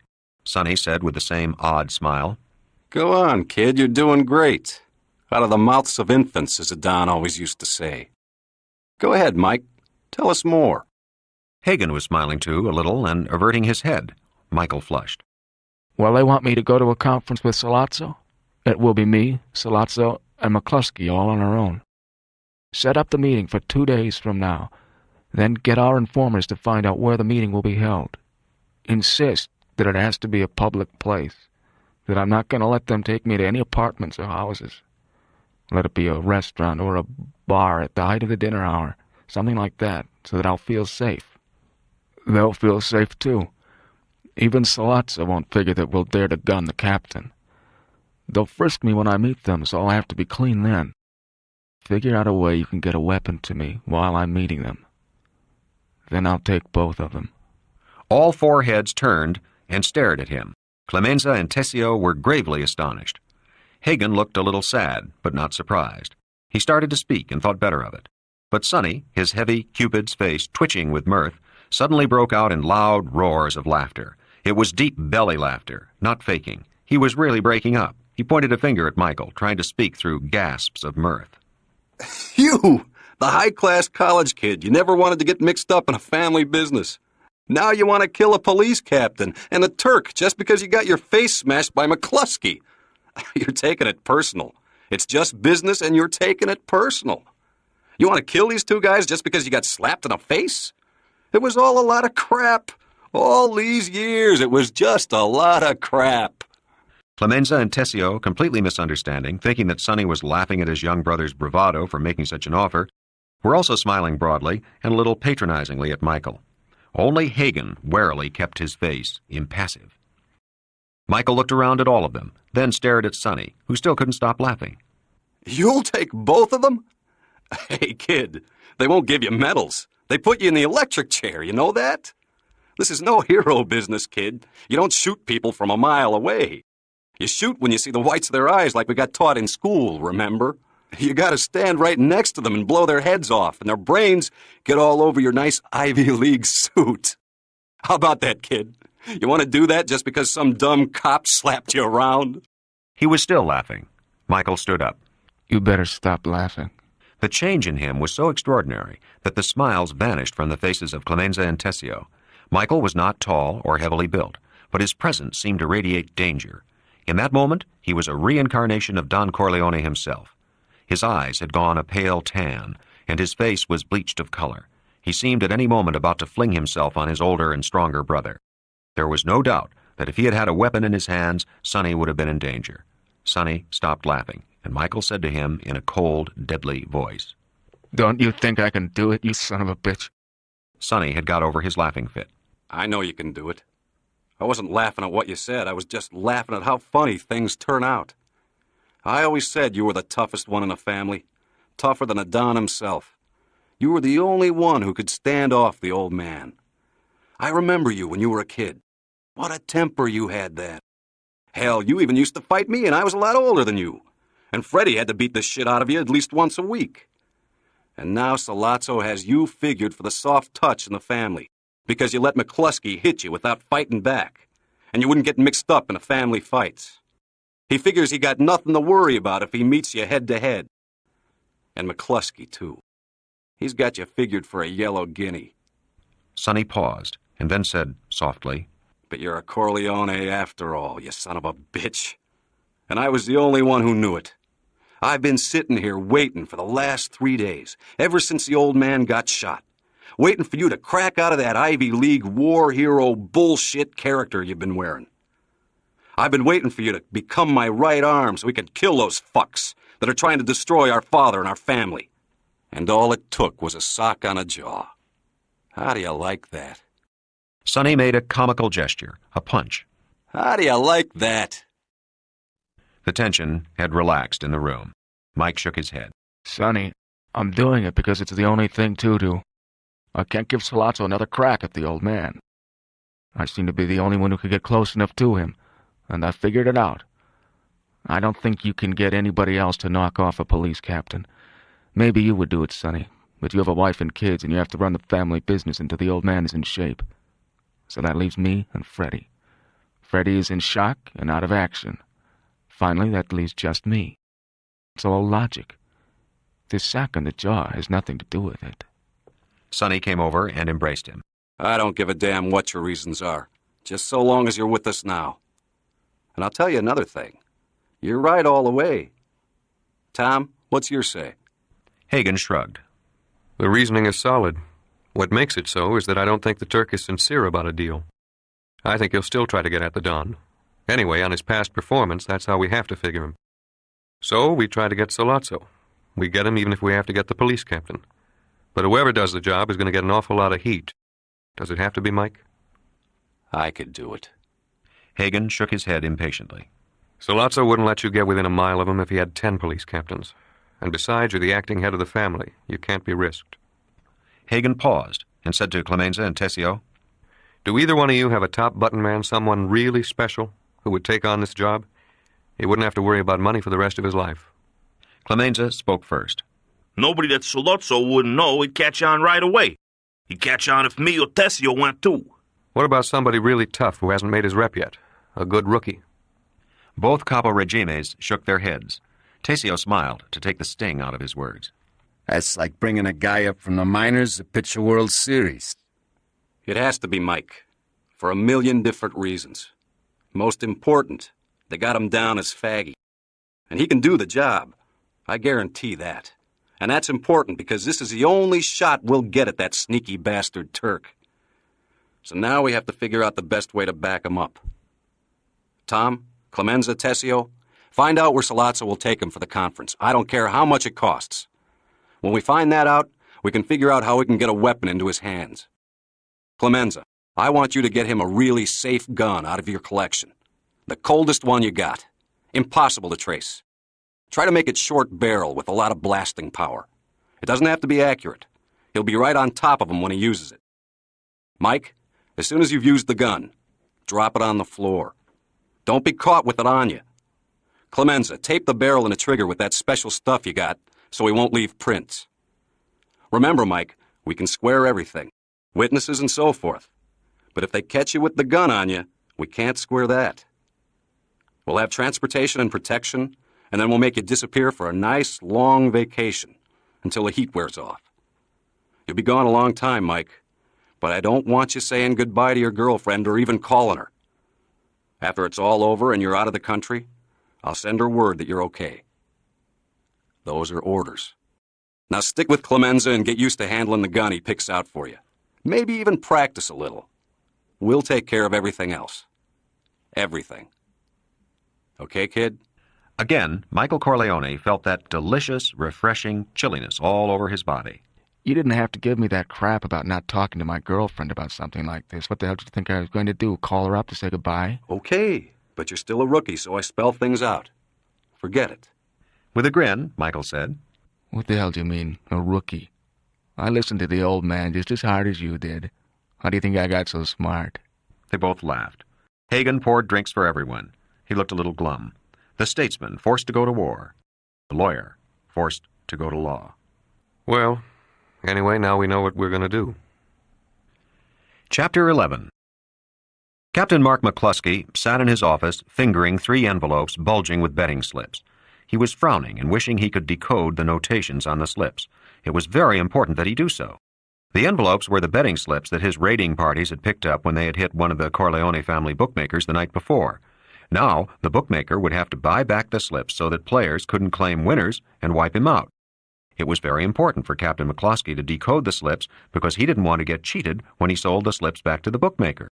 If there was 50 grand worth of action, then maybe he could sell it back for 5 grand. But if there were a lot of heavy bets and the slips represented 100 grand or maybe even 200 grand, then the price should be considerably higher. McCluskey fiddled with the envelope and then decided to let the bookie sweat a little bit and make the first offer. That might tip off what the real price should be. McCluskey looked at the station house clock on the wall of his office. It was time for him to pick up that greasy Turk, Sollozzo, and take him to wherever he was going to meet the Corleone family. McCluskey went over to his wall locker and started to change into his civilian clothes. When he was finished, he called his wife and told her he would not be home for supper that night, that he would be out on the job. He never confided in his wife on anything. She thought they lived the way they did on his policeman's salary. McCluskey grunted with amusement. His mother had thought the same thing, but he had learned early. His father had shown him the ropes.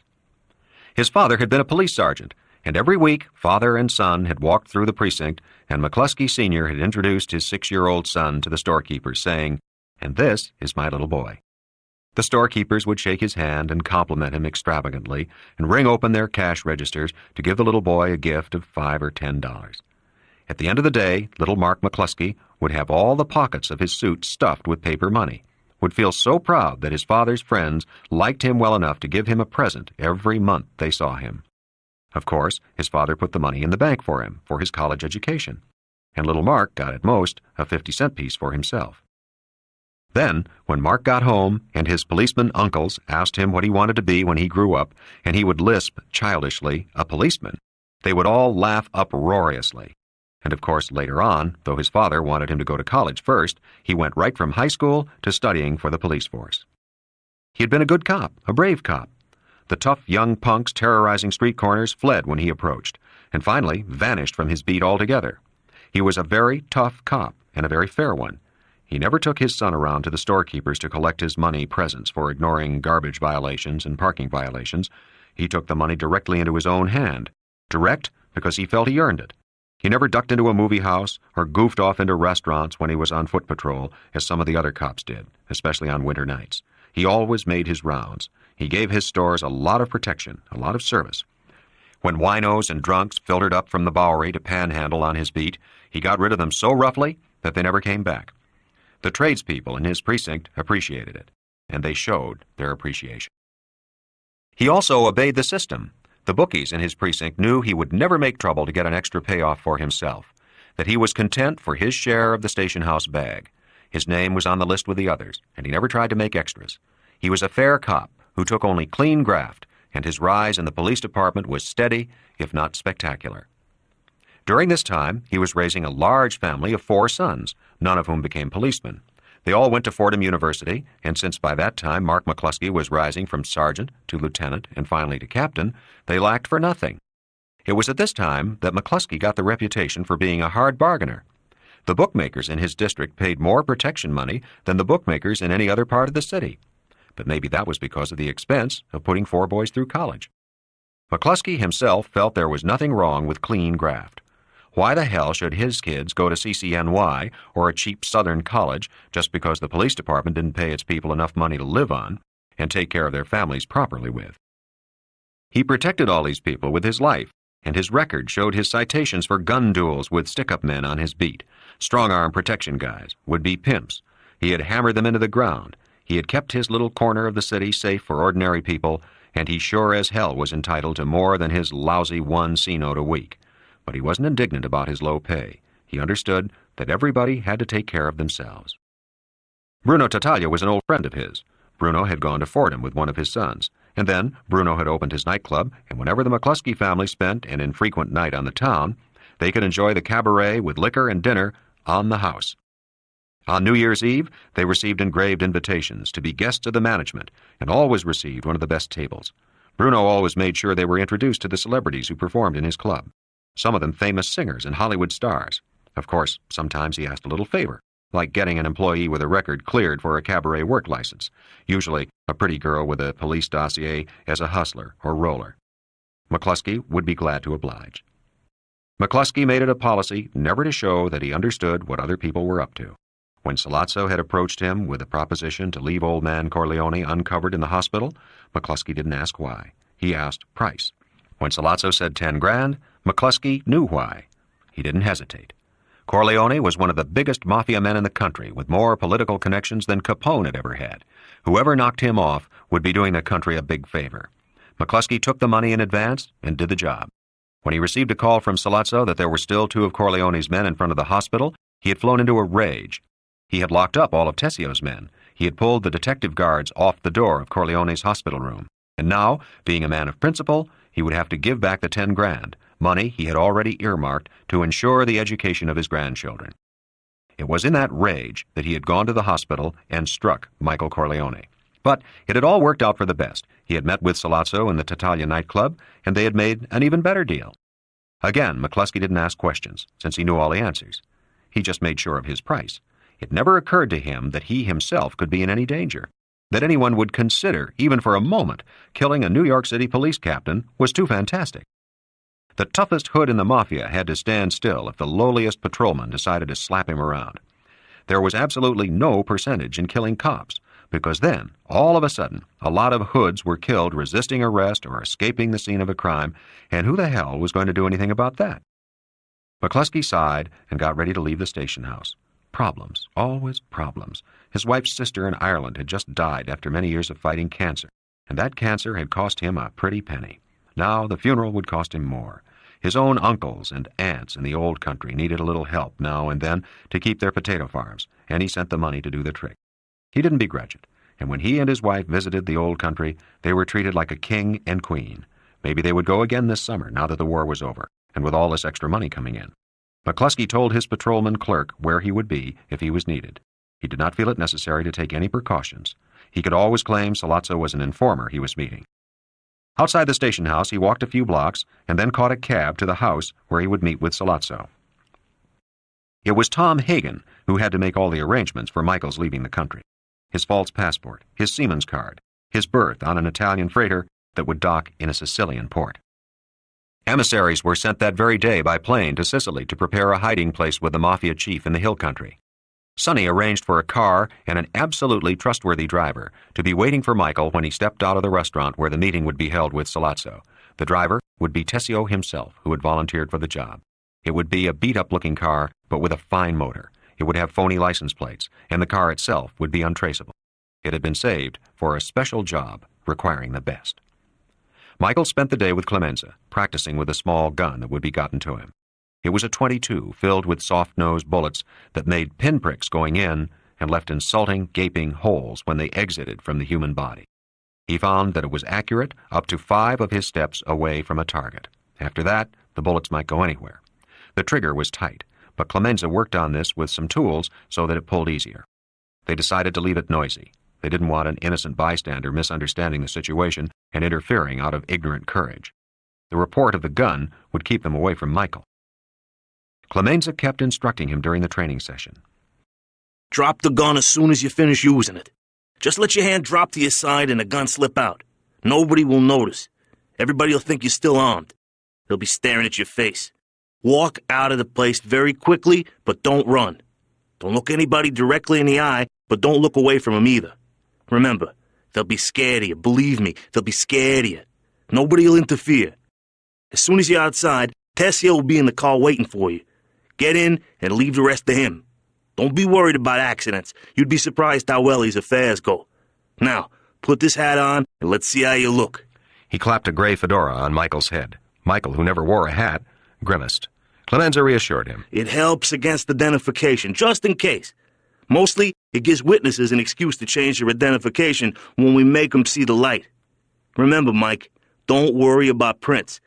The button trigger are fixed with special tape. Don't touch any other part of the gun. Remember that.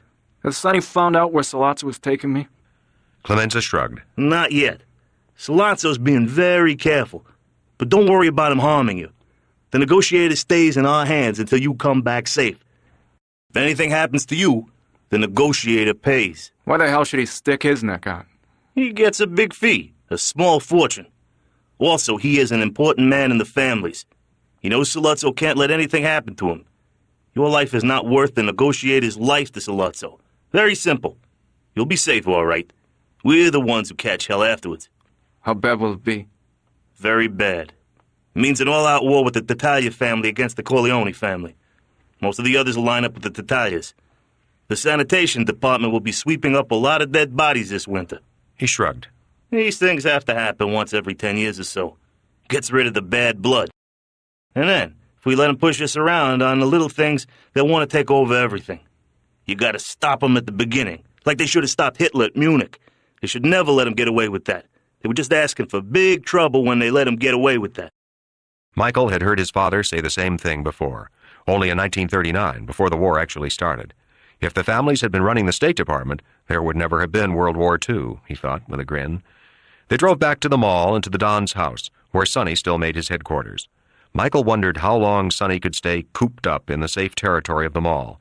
Eventually, he would have to venture out. They found Sonny taking a nap on the couch. On the coffee table was the remains of his late lunch, scraps of steak and breadcrumbs, and a half-empty bottle of whiskey. His father's usually neat office was taking on the look of a badly kept, furnished room. Michael shook his brother awake and said, Why don't you stop living like a bum and get this place cleaned up? Sonny yawned. What the hell are you, inspecting the barracks? Mike, we haven't got the word yet where they plan to take you, those bastards Sollozzo and McCluskey.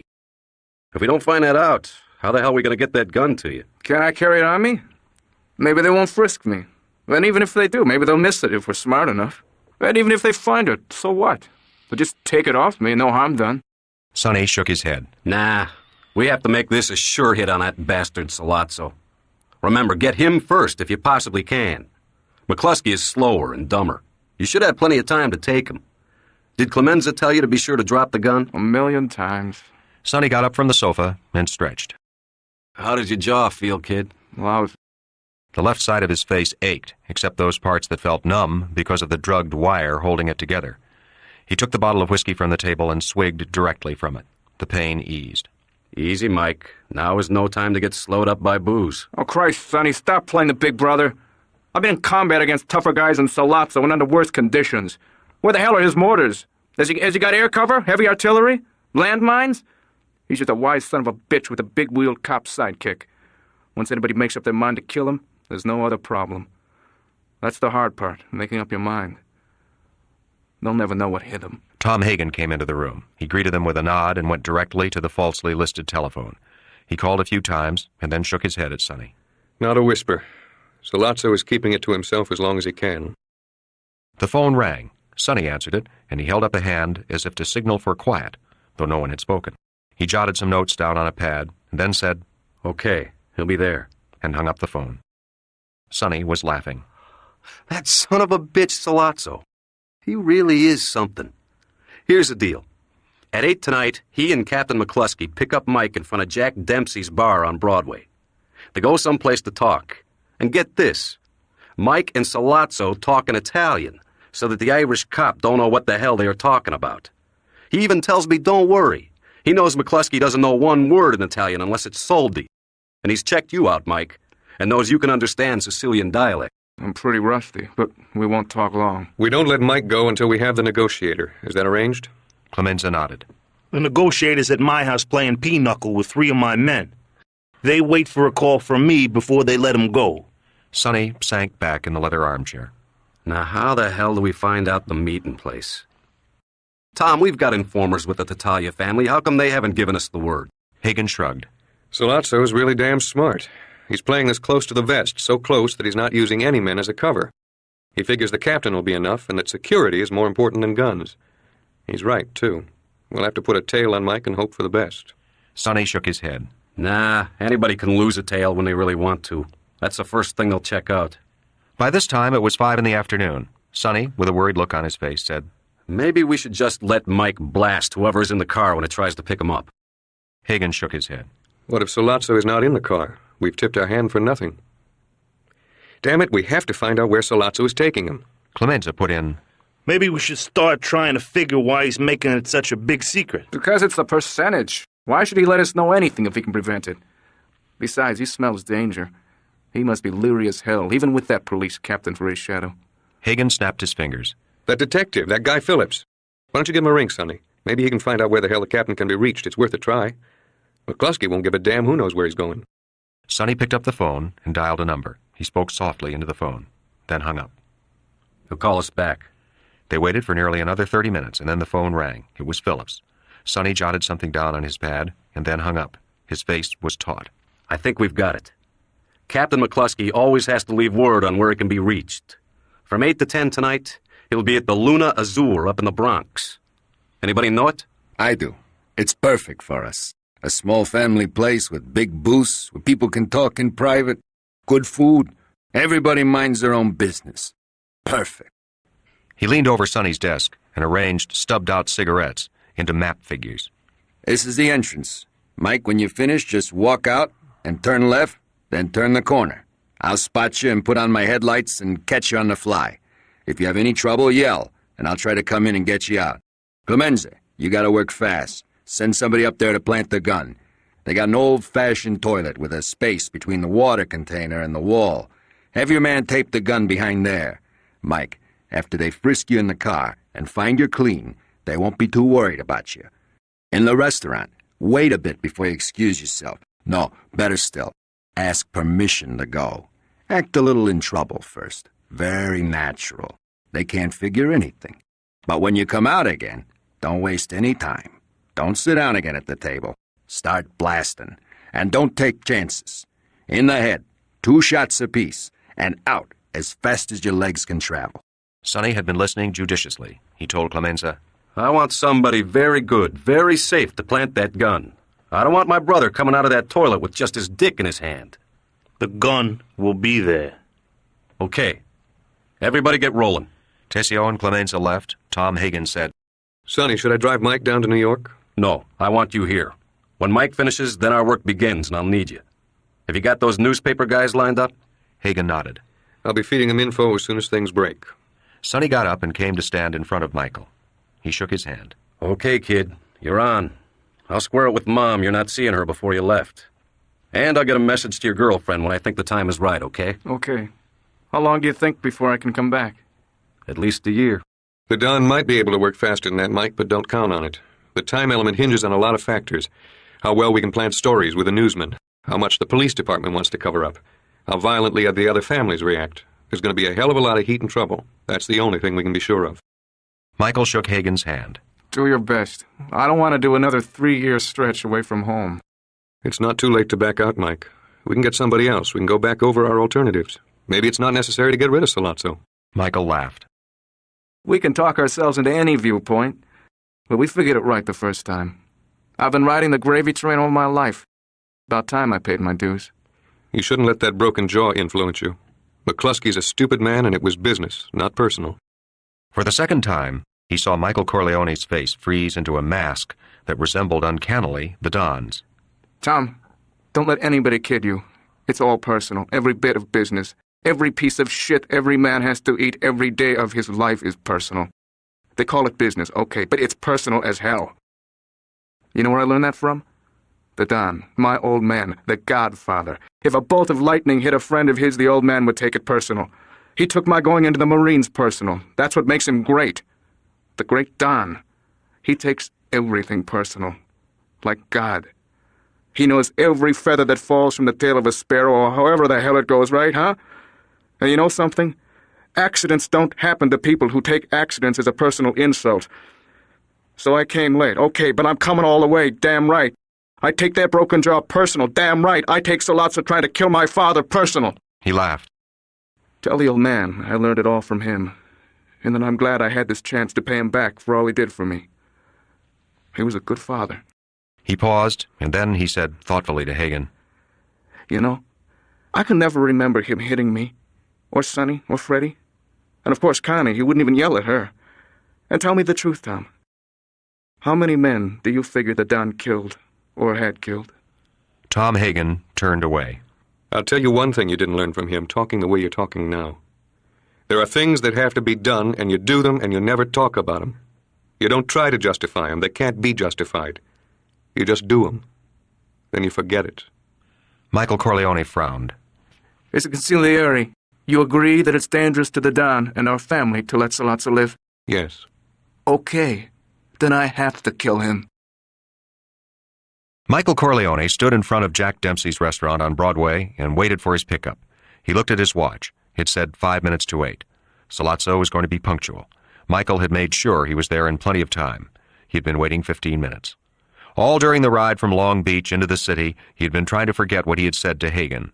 For if he believed what he had said, then his life was set on an irrevocable course. And yet, could it be otherwise after tonight? He might be dead after tonight if he didn't stop all his crap, Michael thought grimly. He had to keep his mind on the business at hand. Sollozzo was no dummy, and McCluskey was a very tough egg. He felt the ache in his wired jaw and welcomed the pain. It would keep him alert. Broadway wasn't that crowded on this cold winter night, even though it was near theater time.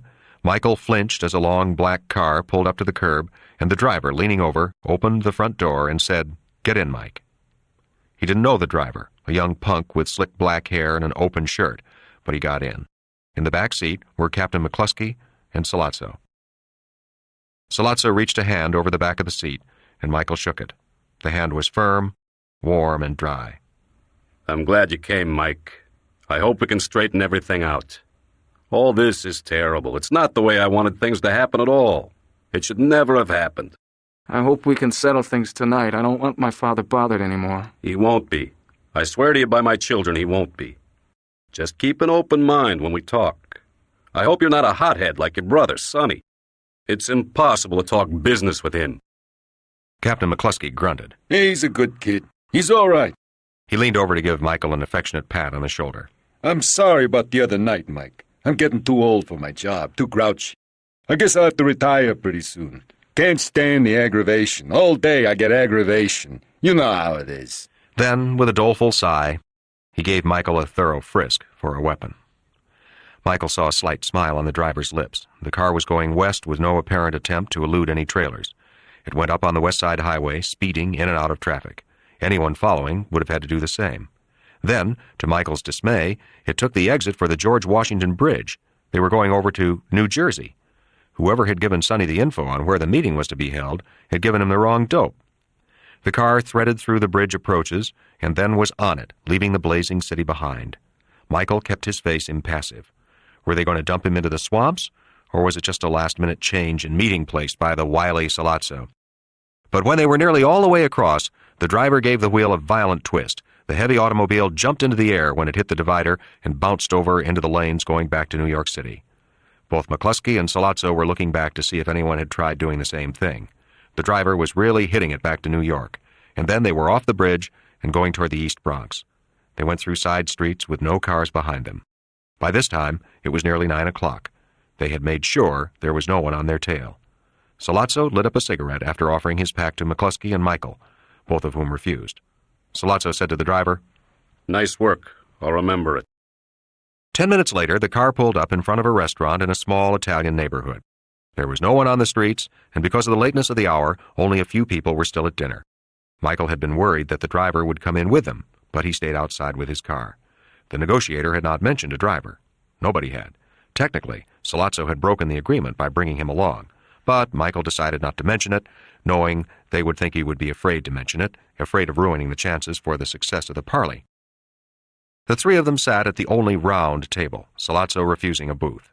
There were only 2 other people in the restaurant. Michael wondered whether they were Sollozzo plants, but it didn't matter. Before they could interfere, it would be all over. McCluskey asked with real interest, "Is the Italian food good here?" Sollozzo reassured him. "Try the veal. It's the finest in New York." The solitary waiter had brought a bottle of wine to the table and uncorked it. He poured 3 glasses full.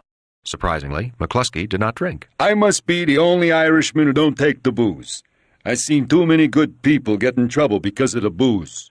Sollozzo said placatingly to the captain, "I am going to talk Italian to Mike. Not because I don't trust you, but because I can't explain myself properly in English. And I want to convince Mike that I mean well, that it's to everybody's advantage for us to come to an agreement tonight. Don't be insulted by this. It's not that I don't trust you."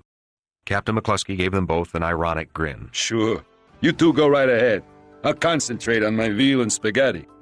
Sollozzo began speaking to Michael in rapid Sicilian. "You must understand that what happened between me and your father was strictly a business matter. I have a great respect for Don Corleone and would beg for the opportunity to enter his service. But you must understand that your father is an old-fashioned man."